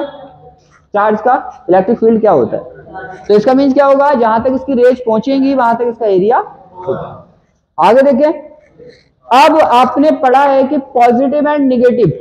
पॉजिटिव, अब इसका मीन्स ये होगा, इसकी पकड़ ओनली यहां तक होगी, इससे बाहर ये कुछ भी नहीं करेगा। जैसे मान लो तुम अपने ऊपर एग्जांपल ले लो, जहां तक तुम्हारा एरिया होता है तुम एकदम हीरो बनते हो वहां पे, और बाहर वाले एरिया में हीरो बनते हो नहीं बनते हो, क्योंकि तुम्हें पता पिट भी सकते हो वहां पे। तो इसी तरह से अपने एरिया के अंदर ही क्या होता है, हमारी पकड़ होती है, तो हम थोड़ा एक्स्ट्रा बोल भी जाते हैं, लेकिन बाहर एरिया में एक्स्ट्रा नहीं बोलते। तो इसकी पकड़ यहाँ तक है, तो यहाँ जो भी करेगा ये यहीं पे करेगा, बाहर नहीं करेगा। ये तो क्लियर है। अब देखो यहाँ पे क्या होता है, अगर मैं इस पे यहाँ पे कोई चार्ज रख दूं, क्या कर दूं, एक और चार्ज, मान लो फॉर एग्जांपल यहाँ पे पॉजिटिव रख दूं, कैसा चार्ज रख दूं, पॉजिटिव। अब इसके साथ ये क्या करेगा, इसके साथ ये क्या करेगा, जैसे आपके एरिया में कोई आता है तो किसी से तो आपकी बहुत अच्छी फ्रेंडशिप हो जाती है, किसी से चल भी तो जाती है, चल जाती है, तो दोनों तरह के होते हैं, सीधी सी बात है। नहीं, उसकी बात नहीं कर रही, हमें फाइट चल जाती है। तो ऐसे यहाँ पे होगा, भाई इसके एरिया में आया तो अब इसे जो अच्छा लगेगा उससे तो अपने पास बुला लेगा, आजा तू मेरे साथ, और क्या होगा, जो इसे क्या होगा अच्छा नहीं लगेगा उसे भगा देगा यहाँ से। अब तुम्हें पता है ये भी पॉजिटिव है, ये भी पॉजिटिव है। अब पॉजिटिव वाले को तो पॉजिटिव अच्छा लगता नहीं है, तो भगाता है इसे, तो ये भगाएगा, चल यहाँ से निकल। अब यहाँ पे क्या होगा, बात तो समझ आ रही है। तो इसमें कैसा फोर्स लगाया, मतलब इसने अगर इसे दूर ढकेला तो इसको क्या बोलते हैं अपने फिजिक्स की भाषा में, प्रतिकर्षण, मतलब रिपेल करना, रिपल्सन होना। बात समझ आ रही है। अब इसके अपोजिट अगर सोचो, यहां पे मैंने रख दिया निगेटिव चार्ज, कैसा चार्ज रख दिया। अब ये इसके साथ क्या करेगा, बहुत प्यार से बुलाएगा, आजा तू, तेरी तो जरूरत थी है, तो बुलाएगा इसे। तो यहाँ पे क्या होगा, आकर्षण लगेगा, आकर्षण लगेगा। तो सीधी सी बात है, पहली कंडीशन में कैसा फोर्स लगा यहाँ पे, प्रतिकर्षण, रिपल्सन फोर्स लगा। सेकंड कंडीशन में कौन सा, अट्रैक्शन। तो इसका मतलब ये होता है कि इनका जो भाई साहब का एरिया है ना, उसमें अगर कोई दूसरा आवेश जाएगा, देखो ध्यान से समझो, क्या ये इसका एरिया ही तो था, तो हमने देखा भाई इसके एरिया में अगर कोई दूसरा आवेश जाएगा तो या तो उस पर ये आकर्षण बल लगाएगा या प्रतिकर्षण बल लगाएगा, यही देखा है ना। तो देखो थ्योरी जो हम करते हैं ना, जो लाइव टेलीकास्ट चलता है हमारा, उसी को हम लिख देते हैं। हमारा थ्योरी करने का बिल्कुल यूनिक तरीका है, ऐसा नहीं हम रट रहे हैं। हमने क्या देखा, हमने देखा कि वैद्युत क्षेत्र एक क्षेत्र है जहां पे कोई दूसरा आवेश पे क्या लगता है, या तो उस पे आकर्षण बल लगता है या प्रतिकर्षण बल लगता है, ये तो देखा ना, यही हमने यहाँ पे समझ आ गया, वही लिखा है ना। अब देखो समझ आ गया। थ्योरी लिखने का सिंपल तरीका ये होता है, हम दो तीन तरह से थ्योरी लिखते हैं। एक तो क्या होता है डायग्राम, जैसे हमारा कोई चीजें चल रही है वहां पे, तो उस तरह की थ्योरी होती है। जैसे यहाँ पे क्या चल रहा था, वैद्युत क्षेत्र था, तो हमने यहाँ पे समझा उसको क्या चीज है और यहाँ पे लिख दिया, ठीक है। एक तो होती है सिंपल, सबसे सिंपल थ्योरी शॉर्ट वाली ये होती है, यहाँ पे जो आपने देखा वो आपने यहाँ पे लिख दिया। समझ आ गया ना सबको, क्या बोला उसने, वह क्षेत्र जिसमें कोई अन्य आवेश आकर्षण और प्रतिकर्षण बल का अनुभव करता है। अनुभव का मतलब क्या होता है, फील करता है। तो the field in which another charge experiences the force attraction and repulsion is called an electric field. Clear है? किसी को डाउट, कोई दिक्कत नहीं है ना?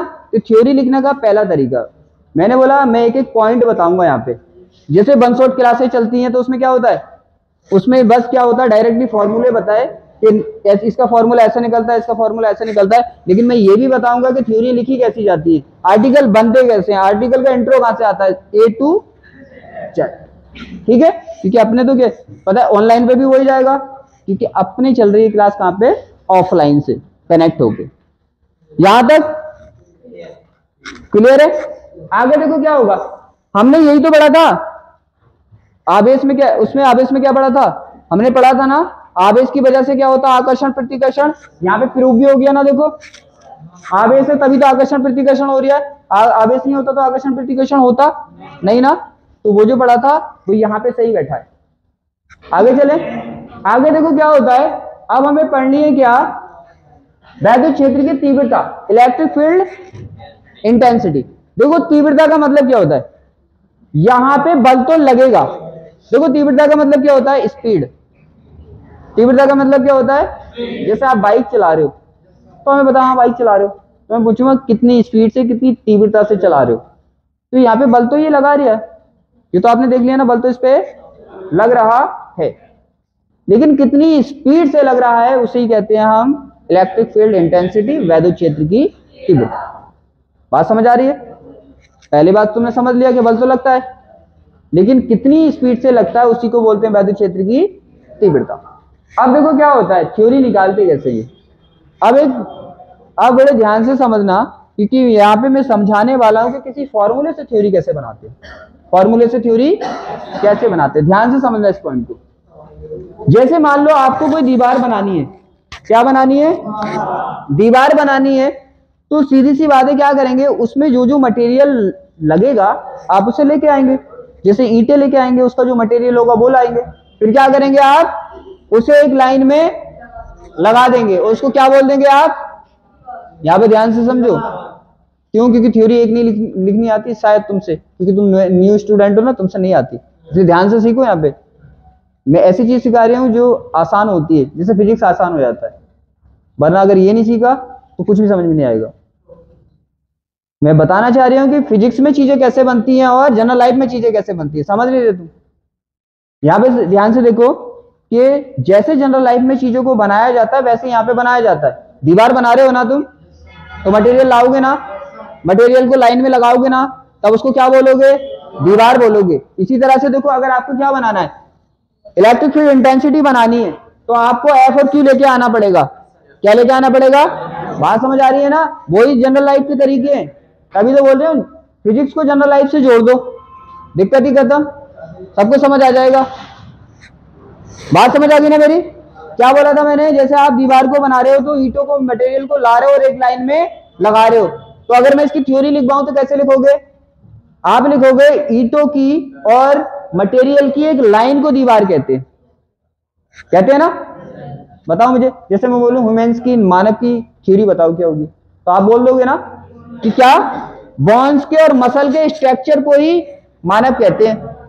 क्या, हड्डियों की और मांसपेशियों की संरचना ही तो मानव है, और मानव है क्या, बात क्लियर है? इसी तरह से देखो फिजिक्स में कैसे बनाते हैं। फिजिक्स में हमें पता है भाई, यहां पे हमारा इलेक्ट्रिक फील्ड है, इलेक्ट्रिक फील्ड है, इलेक्ट्रिक फील्ड में अगर आप किसी को चार्ज को रखोगे तो ये क्या लगाएगा, उस पर क्या लगाएगा,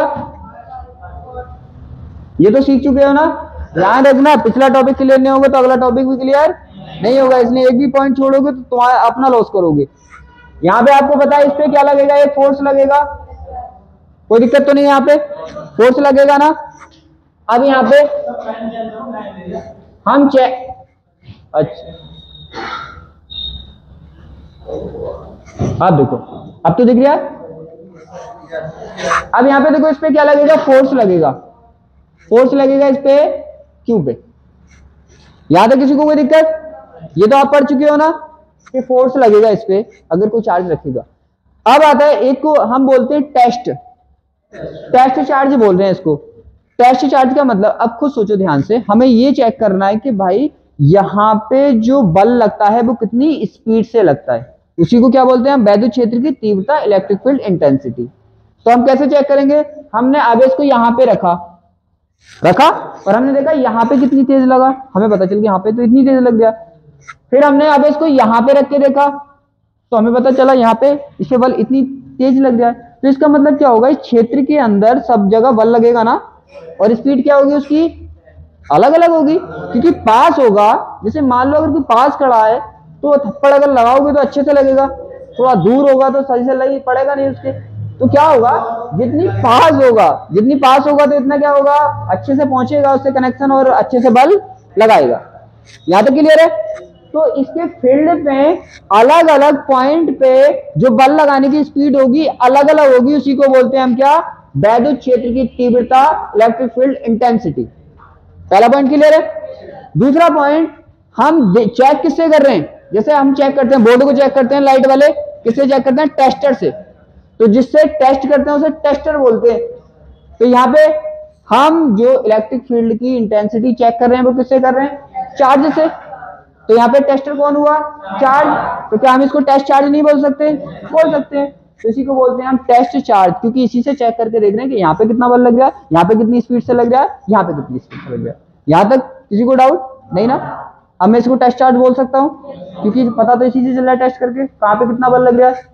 ठीक है, फोर्स भी लग रहा है। अब देखो इस क्षेत्र में फोर्स भी लगा कि नहीं लगा, फोर्स भी लगा, और फोर्स लगा और क्या लगा, देखो फोर्स लगा, यहां पे फोर्स भी लगा, और यहां पे हमारे पास टेस्टर भी है, टेस्ट चार्ज भी तो है।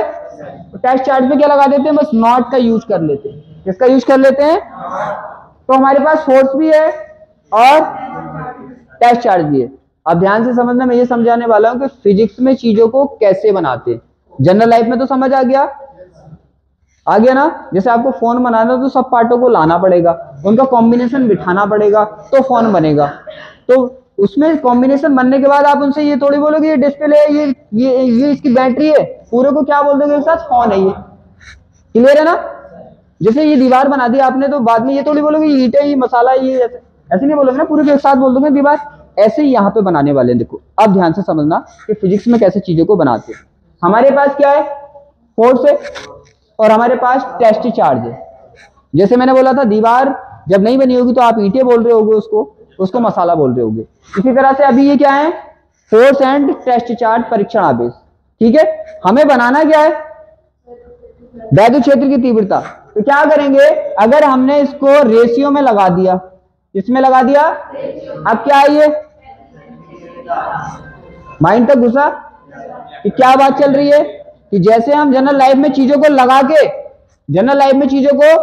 के कुछ ना कुछ बनाते हैं, ऐसे यहाँ पे जो चीजें होती हैं उनको लगा देते हैं, कुछ ना कुछ बन जाता है। हमने क्या लिया, वैद्युत क्षेत्र में जो बल लग रहा था और जो यहाँ पे टेस्ट चार्ज था उसको रेशियो में लगा दिया और हमारे क्या बन गया, वैद्युत क्षेत्र इलेक्ट्रिक फील्ड।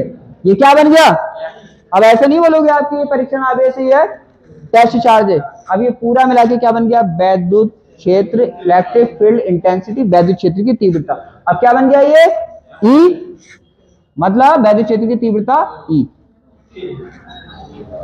समझ आया कैसे बनता है।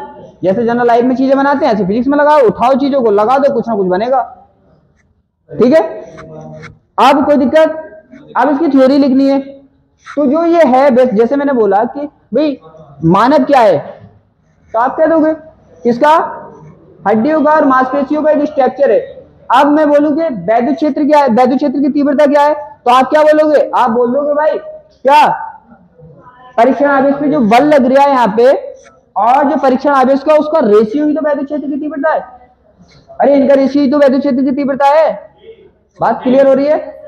तो हमने यही लिखा है, देखो क्या लिखा है, परीक्षण आवेश पर लगने वाले बल तथा परीक्षण आवेश के अनुपात को ही वैद्युत क्षेत्र की तीव्रता कहते हैं। तो क्या, the ratio of the force applied on the test charge to the test charge is called. बात समझ आ गई। तो फिजिक्स में कैसे चीजों को बनाते हैं समझ आ गया ना, वैद्युत क्षेत्र समझ आ गया। वैद्युत क्षेत्र की तीव्रता समझ आ गई, थ्योरी कैसे बनाते हैं समझ आ गई। जो चीज है वही यहाँ पे देखो, लाइनें आप नहीं लिख सकते, लाइनें आप नहीं लिख सकते, लेकिन अगर आपको ये फॉर्मूले पता है तो इससे आप ये चीज बना सकते हो, बना सकते हो ना। क्या परीक्षा बेस पर देखो, ये बल आप जैसे बोल दोगे बल, एक पॉइंट और समझो, जैसे आप बोल दोगे बल तो क्लियरिटी नहीं आएगी, पता तो चला नहीं। जैसे मैंने बोल दिया थप्पड़, क्लियरिटी आई नहीं।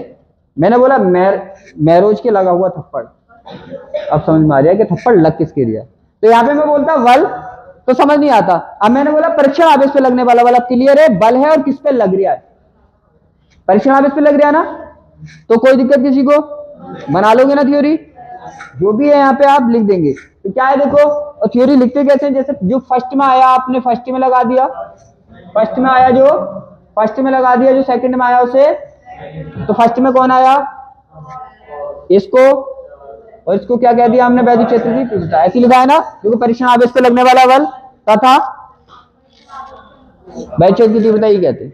यहां तक किसी को डाउट? अगर आपने ये वाली ट्रिक सीख ली तो पूरे फिजिक्स में जितने भी फॉर्मूले वाली थ्योरी आती है आप सब उसको लिख सकते हो, कोई दिक्कत किसी को नहीं ना, समझ आ गया। परीक्षण आवेश, वैद्युत क्षेत्र की तीव्रता क्या है, परीक्षण आवेश पर लगने वाले बल और परीक्षण आवेश का रेशियो ही तो है। दीवार क्या है, मसाले की ईंटों की लाइन ही तो है, सिंपल, कोई दिक्कत नहीं ना। अब देखो क्या है, इसका यूनिट कैसे डिफाइन करते हैं, जहां जहां पे जैसे ये लिखे हैं वैसे वैसे इनकी जगह इनका यूनिट लिख दो। फोर्स का यूनिट क्या होता है, फोर्स का यूनिट क्या होता है, न्यूटन, तो फोर्स की जगह क्या आ गया, न्यूटन। और चार्ज का अभी आपने पढ़ा था कूलाम, तो चार्ज की जगह क्या आ जाएगा, कूलाम, तो ई का यूनिट क्या हो गया, न्यूटन प्रति कूलाम या न्यूटन पर, दोनों चीज समझ आ गई। थ्योरी कैसे निकालते हैं और किसी का यूनिट कैसे निकालते हैं, जो है उसकी जगह उसका यूनिट लिख दो, सामने वाले का यूनिट डिफाइन हो जाएगा। एफ की जगह एफ का यूनिट, क्यू की जगह क्यू का यूनिट, बराबर आ गया ई का यूनिट। जैसे आप क्या करते हो, न्यूमेरिकल करते हो ना, जिसकी वैल्यू होती है उसकी जगह उसकी वैल्यू आ जाती है, जब हम यूनिट डिफाइन करते हैं तो उसकी जगह उसका यूनिट आ जाता है, कोई दिक्कत किसी को नहीं ना। एक जो थ्योरियां होती है वो लिखी हुई कि एकांक आवेश पर लगने वाले बल को है कहते हैं, तो इस थ्योरी का मतलब, इस पर रेशियो वाली थ्योरी कैसे लिखी जाती है तो समझ आ गया ना। अब हमें समझना ये एकांक करके कैसे कर देता है, यूनिट, जैसे यूनिट चार्ज बोल देगा, वो क्या बोलेगा, देखो एकांक आवेश पर लगने वाले बल को क्या कहते हैं, वैद्युत क्षेत्र की तीव्रता कहते हैं। द फोर्स क्या है, the force acting on a unit charge is called the electric field intensity. अब देखो इसका मतलब क्या होता है, देखो यहाँ पे समझो इसका मतलब क्या होता है। इसका मतलब क्या होता है, हमारे पास फॉर्मूला क्या है, हमारे पास फॉर्मूला यही तो है, E इज इक्वल टू कितना है, एफ अपॉन क्यू नॉट, यही है ना। अगर आप यहाँ पे Q की वैल्यू कितनी कर दो, अगर Q की वैल्यू 1 रखोगे तो E किसके बराबर हो जाएगा, F के। बात समझ आ रही है, क्या समझाना चाह रही हो। मेरा कहने का मतलब ये है कि अगर आवेश की वैल्यू 1 कर दी, यूनिट कर दी, 1 कर दी, तो E की वैल्यू किसके बराबर हो गई, F के। तो अब क्या आप F को E बोल सकते हो, अरे जो जिसके बराबर होता है वो उसको बोल, जैसे मान लो रुपया है, लाइफ में कभी हो, लेकिन असंभव तो नहीं होता कि डॉलर रुपये के बराबर हो जाए, डॉलर क्या हो जाए, रुपये के बराबर हो जाए, तो आप रुपये की जगह डॉलर ले सकते हो ना, रुपये को डॉलर बोल सकते हो ना, बोल सकते हैं, क्योंकि दोनों की वैल्यू बराबर है, ले भी सकते हो। यहां पे देखो कि क्या हुआ, ई किसके इक्वल हो गया, एफ के, तो अब क्या आप ई को आप बोल सकते हो, बोल सकते हैं ना, लेकिन कब हुआ, जब आपने चार्ज की वैल्यू 1 की, चार्ज की वैल्यू 1 की तभी तो हुआ ना। तो इसीलिए वो बोलता है कि अगर चार्ज की वैल्यू आप 1 कर दोगे क्या होगा, देखो यहां पे ध्यान से समझो, चार्ज की वैल्यू क्या कर दोगे, एकांक का मतलब होता है 1, यूनिट का मतलब होता है 1, तो उसने ये देखो, ये थ्योरी कैसे लिखी जाती है समझाने की कोशिश कर रहा हूं आपको अच्छे से, जो दिक्कत नहीं आए। आपको बताएगा चार्ज की वैल्यू कितनी कर दोगे, 1, तो वैद्युत क्षेत्र किसके बराबर हो जाएगा, F के। यही लिखा है देखो, एकांक आवेश पर जो लगने वाला बल है ना, उसी को वैद्युत क्षेत्र कह रहे हैं। ये क्या है, एकांक आवेश पे लगने वाला बल है ना। अब इसी को तो वैद्युत क्षेत्र कह रहे हो तुम, क्यों, क्योंकि दोनों पे बराबर है। बात समझे, लेकिन कब बोल रहे हो, शर्त है जब चार्ज 1 होना चाहिए। बात समझ आ गई, चार्ज क्या होना चाहिए। तो शायद आपको दो तरह की थ्योरी समझाने की कोशिश की है मैंने और समझ में आ गई होंगी। एक तो रेशियो वाली थ्योरी कैसे निकालते हैं, और एक आप कैसे, कौन सी थ्योरी निकालते हैं, यूनिट जो बोलता है। बहुत बच्चे कंफ्यूज रहते हैं ये आया कैसे, तो अब तो पता चल गया ना कैसे आता है। आगे टॉपिक है हमारा कूलाम का नियम। देखो वैद्युत क्षेत्र को मैंने मालूम है क्यों पढ़ा है, बुक्स में क्या होता है, बुक्स में पहले होता है कूलाम आवेश चार्ज, सभी बुकों की बात कर रहे हूं, उसके बाद होता है कूलाम का नियम। लेकिन अगर आपने इलेक्ट्रिक फील्ड को नहीं समझा, चार्ज में आकर्षण प्रतिकर्षण क्यों हुआ नहीं समझा, तो कूलाम का नियम कैसे समझ आ जाएगा। अब आप आसानी से समझ सकते हो, क्यों, क्योंकि दो चार्ज हैं, आपको पता है क्या है, दो चार्ज हैं, तो भाई इनके बीच आकर्षण भी हो सकता है, प्रतिकर्षण भी हो सकता है। पूरी थ्योरी को आप समझ चुके हो, समझ चुके हो ना, इसको अच्छे से रीड करो।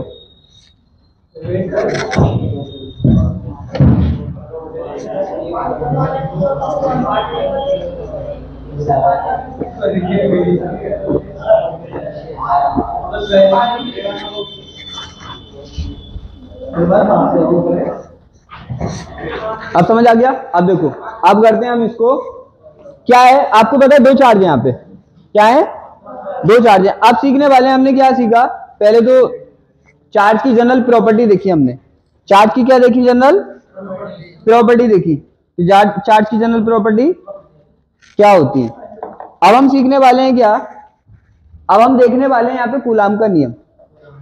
अब उस प्रॉपर्टी अगर आपसे आती है चार्ज की तो यहाँ पे दिक्कत नहीं आएगी। अब हम सीखने वाले हैं आर्टिकल को कैसे करते हैं, आर्टिकल को हम कैसे करते हैं। देखो यहाँ पे क्या होता है, आर्टिकल का मीन्स होता है, यहाँ पे आर्टिकल को करते हैं 3 स्टेप में।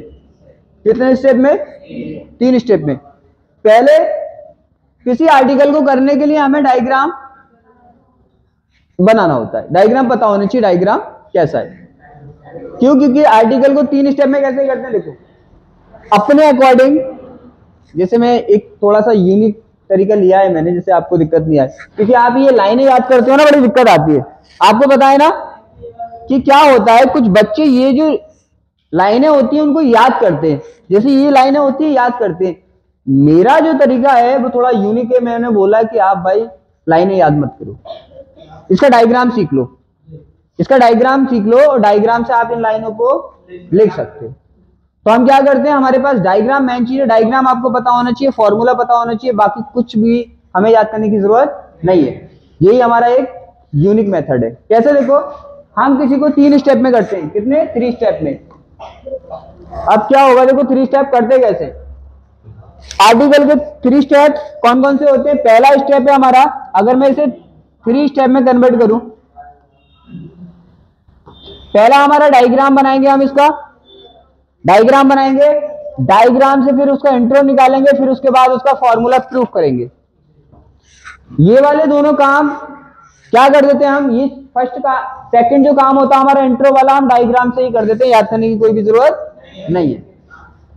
चले, छोटी थ्योरी को समझ आई कैसे कैसे लिखते हैं, कैसे कैसे लिखते हैं, समझ आया थोड़ा। अब हम आते हैं आर्टिकल पे। आर्टिकल का मीन्स क्या होता है, आर्टिकल का मीन्स होता है जो भी यहाँ पे डायग्राम है उनमें रिलेशन क्या है।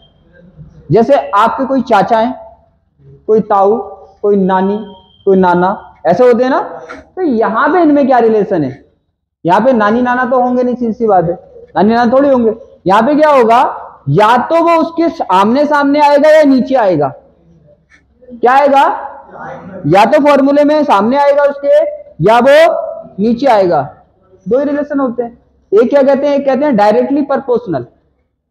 क्या कहते हैं, डायरेक्टली प्रोपोर्शनल का मीन्स अनुक्रमानुपाती, और एक होता है इनवर्सली प्रोपोर्शनल का मीन्स व्युत्क्रमानुपाती। जैसे जैसे मान लो फॉर एग्जांपल, हमारे पास अभी फॉर्मूला प्रूफ किया था हमने, E is equal to F upon Q naught. अगर हम अकॉर्डिंग प्रोपोर्शनल के देखें कि इनवर्सली प्रोपोर्शनल या डायरेक्टली प्रोपोर्शनल, अनुक्रमानुपाती, व्युत्क्रमानुपाती क्या होता है, तो देखो E के ये क्या आया, डायरेक्ट सामने आया, तो डायरेक्टली प्रोपोर्शनल हो गया। देखो डायरेक्ट आया तो डायरेक्टली प्रोपोर्शनल हो गया, जिसे हिंदी में बोलते हैं अनुक्रमानुपाती। इनवर्सली का मतलब होता है उल्टा, इनवर्सली का मतलब होता है उल्टा। तो क्या है, देखो ये ऊपर तो ये और ये नीचे तो ये, ऊपर सीधी बात है, तो उल्टा है ना। तो हम दो चीजें यहाँ पे, दो ही रिश्ते होते हैं, या तो उल्टा या सीधा सीधा, दो रिश्ते होते हैं जिसको बोलते हैं अनुक्रमानुपाती और व्युत्क्रमानुपाती। यहाँ पे नानी नाना नहीं होते। आप देखो आप सीखने वाले हैं, तो पहले क्या करते हैं हम करते हैं पहले डायग्राम। हर एक बच्चे को, स्टूडेंट को डायग्राम अच्छे से आना चाहिए। फिर देखो मैं कैसे कराता हूँ, उसे अच्छे से समझेंगे। अब यहाँ पे रिश्ता निकालना है। क्या निकालना है? यहाँ पे रिश्ता निकालना है कि इनका रिश्ता क्या है। जिसको प्रूफ करते हैं उसका रिश्ता देखते हैं बाकी से क्या बैठ रहा है। जैसे यहाँ पे हम निकालने वाले हैं किसका फॉर्मूला, एफ का। देखो Q1 Q2 है ना, और इनके बीच की डिस्टेंस कितनी है, R है, और ये किसी मीडियम में भी रखे होंगे ना, तो इनके बीच F लगता है। क्या लगता है इसके बीच? तो F का फॉर्मूला डिफाइन करना है हमें, फोर्स का फॉर्मूला डिफाइन करना। यहां तक पॉइंट क्लियर है? किसका फॉर्मूला डिफाइन करना है? फोर्स का। इसका मीन्स ये हुआ, इस डायग्राम में R भी है, इस डायग्राम में Q1 Q2 भी है, इस डायग्राम में K भी है। तो किसी का आर्टिकल प्रूफ करने का मतलब होता है, फॉर्मूला निकालने का मतलब होता है कि इसका फोर्स का Q1 Q2 से क्या रिलेशन है, इस फोर्स का K से क्या रिलेशन है, और इस फोर्स का R से क्या रिलेशन है। यही होता है फॉर्मूला प्रूफ करना। बात समझ आई? यही होता है फॉर्मूले को प्रूफ करना। देखिए कैसे करते हैं। अब मीडियम का मीन्स समझ लो। मीडियम का मीन्स क्या होता है? मीडियम का मीन्स होता है, जैसे हिंदी में कहते हैं उसको माध्यम, मीडियम। जनरल भाषा में बोले तो आने जाने का माध्यम कौन है? माध्यम, जरिया है। सिंपल भाषा में तो जरिया बोल देते हैं ना, कि आने जाने का जरिया कौन। जैसे मान लो बाइक है, ट्रेन है, प्लेन है, आने जाने का है ना। चलने का जरिया कौन है? सड़क है, तो जरिया होता है ना। ऐसे यहाँ पे मीडियम बोल दो उसको, सिंपल भाषा में जरिया बोलते हैं। अब यहां तक क्लियर है? क्लियर है ना। अब हमें क्या करना है भाई, मीडियम का मीन्स क्या होता है, जो भी हमारे चारों तरफ होता है वो हमारा मीडियम है। ठीक है, अपने चारों तरफ क्या है इस टाइम पे? एयर। तो एयर क्या हुआ, वायु क्या हुई, हमारा मीडियम हुई। हम सब पानी में छलांग मार दें तो हमारे चारों तरफ पानी आ जाएगा, तो हमारा मीडियम क्या होगा? पानी। तो इसका मतलब जिसमें वो रखा हुआ है वो उसके चारों तरफ जो भी है वो उसका मीडियम है। पॉइंट क्लियर है? आर्टिकल का मीन्स समझ आया पहले? आर्टिकल का मीन्स क्या होता है, जिसका आप आर्टिकल निकालोगे तो जो भी डायग्राम में आपको चीजें दिख रही हैं, सिंबल दिख रहे हैं, उनका मीन्स, इनसे रिलेशन क्या है वो हम देखते हैं। पॉइंट क्लियर है? अब देखो 3 स्टेप में हम कैसे करते हैं।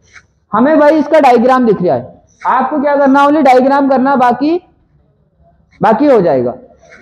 अब यहाँ पे देखो डायग्राम में आपको क्या दिख रहा है? Q1 Q2 दिख रहे हैं। देखो डायग्राम आप सबको याद होना चाहिए। डायग्राम याद है, ये याद करने की जरूरत नहीं है। अभी तक आपने क्या किया होगा, ये याद की होंगी लाइनें, लेकिन हमारे यहाँ पे ये लाइनें याद नहीं की जाती। हमारे यहाँ बस डायग्राम की प्रैक्टिस होनी चाहिए, बाकी ये लाइन देखो खुद निकालोगे। आप पहली बार भी क्लास ले रहे हो ना, आप भी निकाल दोगे इन लाइन को, बस आपका ये क्लियर होना चाहिए। जो यहाँ पे दिख रहा है वो यहाँ पे लिख दो। कितना सिंपल है, याद करने की जरूरत क्या है। सब याद करते हैं लाइनें। जैसे एक बच्चा दूसरे बच्चे सुनता है ना, तो उसने लाइन ऊपर कर दी तो वो कहेगा नहीं ऐसा नहीं है, क्यों? क्योंकि ये लाइन तो नीचे लिखी है। ऐसा कुछ नहीं है। इसका मतलब होता है, यहाँ पे जो थ्योरी लिखते हैं उसका मतलब होता है इंट्रो। इंट्रो का मतलब जो भी यहाँ पे आपको दिख रहा है वो लिखना है आपको। लाइन ऊपर नीचे कर दो, कोई भी दिक्कत नहीं है। बुक की भाषा में लिखने की, लैंग्वेज में लिखने की जरूरत क्या, अपनी लैंग्वेज में लिख दो उसको। अब देखो क्या दिख रहा है आपको पहले दिख रहा है कि यहाँ पे देखो क्या है, यहाँ पे 2 आवेश दिख रहे हैं आपको, Q1 Q2 हमने लिख दिया। जैसे यहाँ पे जो भी आपको दिख रहा है यहाँ पे, तो आप लिख तो सकते हो ना उसको देख देख के कि हाँ यहाँ पे ये है, यहाँ पे ये है, यहाँ पे ये है। तो उसी को हम क्या कर देते हैं, देखो डायग्राम तो हमने बना लिया, सबको आना चाहिए। अब यहाँ पे जो इंट्रो है हम याद नहीं करते। सबसे बड़ी दिक्कत बच्चों को यही आती है कि ये लाइनें याद करते हैं, फिजिक्स की लाइनें कभी याद नहीं होती। हम तो इसको देख देख के लिख देते हैं। देखो आपको क्या दिख रहा है, यहाँ पे 2 आवेश देख रहे हैं, Q1 Q2। देखो माना क्यों लगाते हैं ये तो पता है आपको।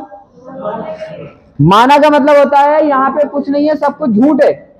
झूठी तो है क्या? यहाँ पे कोई आवेश दिख रहा है आपको क्या? दूरी कोई नहीं है ना, यहाँ पे सब कुछ झूठ है। माना का मतलब होता है भाई झूठ बोलने वाले हैं, अब तुम हमें बीच में रोकना नहीं। तो यहाँ पे देखो अब क्या होगा, अब यहाँ पे क्या होगा, जो आपको दिखे वो आपको इसको इंटरव्यू की तरह लिख दिया करो।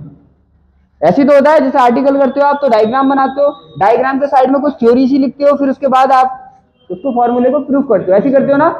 तो हम ये जो थ्योरी लिखते हैं ये अपने पास से नहीं लिखते। आपको जो लिखा है क्या लिख रहा है, आपको दो आवेश लिख रहे हैं Q1 Q2 हमने लिख दिए।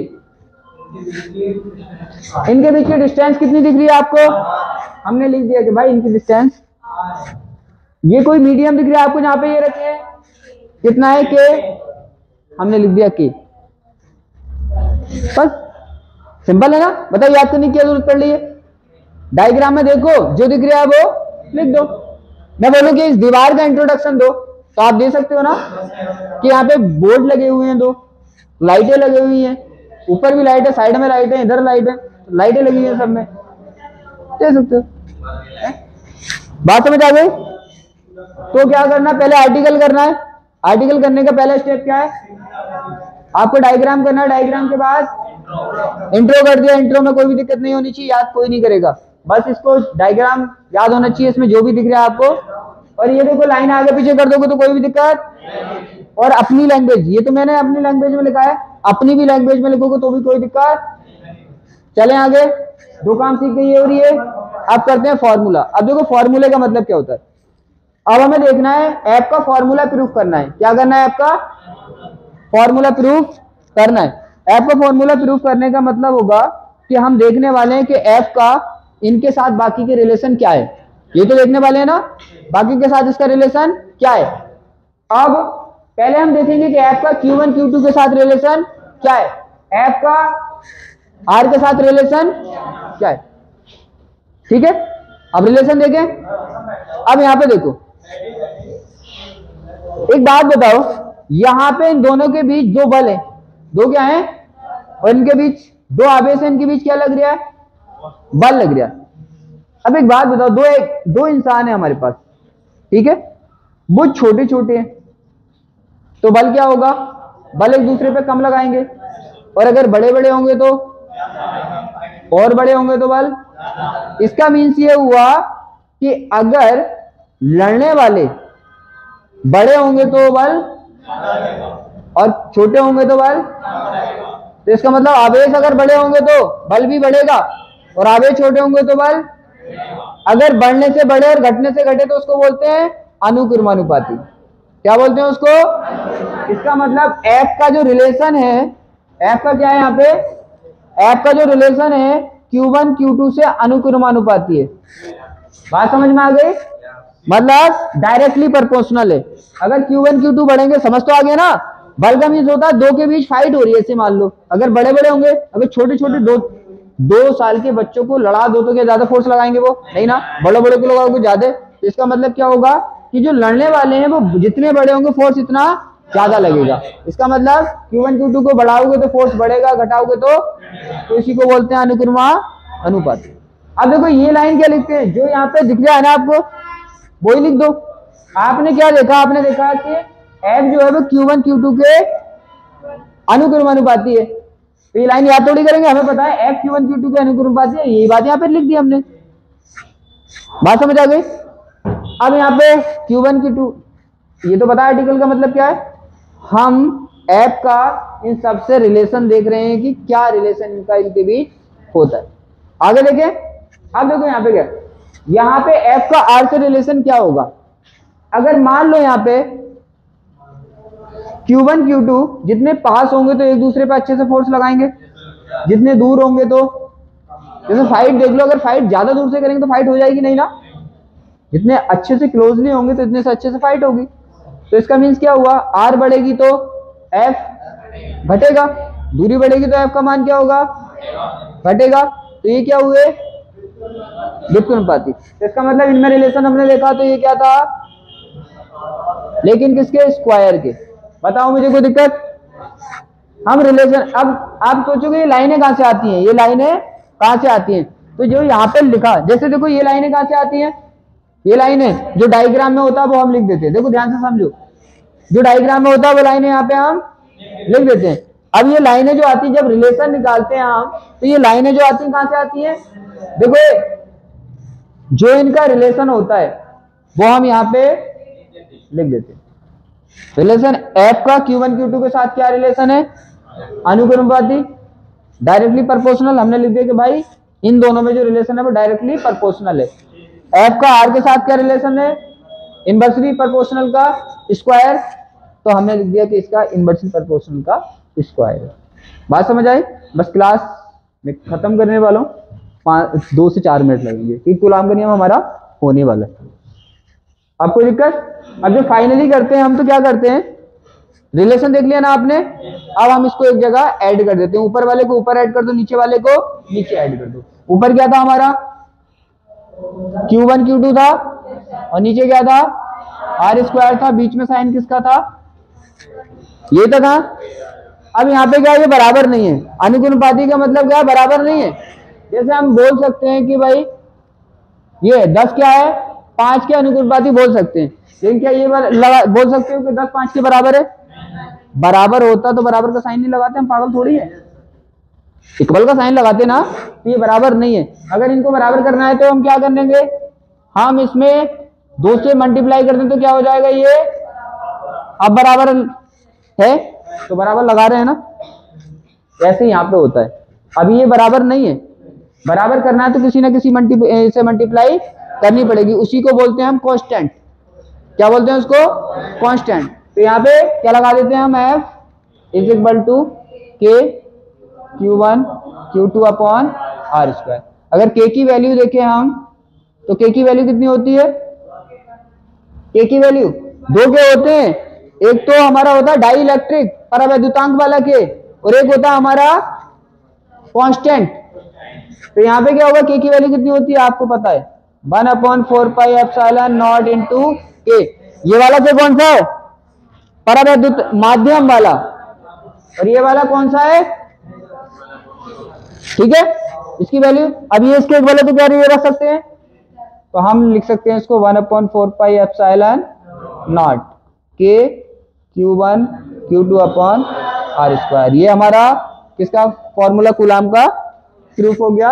आपको पता है एयर और वैक्यूम के लिए, वायु निर्वात के लिए K कितना आ जाता है, K बराबर कितना आ जाता है 1। जब K बराबर 1 लिखोगे तो यहाँ पे क्या बचेगा, आपको पता 1 से किसी की मल्टीप्लाई कर दो, डिवाइड कर दो, कोई असर नहीं होता। तो यहाँ पे क्या बचा, 1/4 pi epsilon Q1 Q2 upon, तो ये होता है कूलाम का नियम। बात समझ आ गई? तो हमें पता चला आर्टिकल का मीन्स क्या होता है, और आर्टिकल को कितने स्टेप में करते हैं। आर्टिकल को 3 स्टेप में करते हैं। आज तो पहली क्लास है तो आपने नया लगाया, आपको नया पढ़ा है, लेकिन जब हम कंटिन्यू इस क्लासों को करते रहेंगे तो ये सब चीज़ें क्या आ जाती हैं, अपने लय में आ जाती हैं, और हमें फिर कोई भी दिक्कत नहीं आती। तो आज की क्लास को हम क्या करते हैं, आज यहीं पे आज की क्लास को, और आपकी क्लास क्या होगी इसी टाइम पे पर डे स्टार्ट है।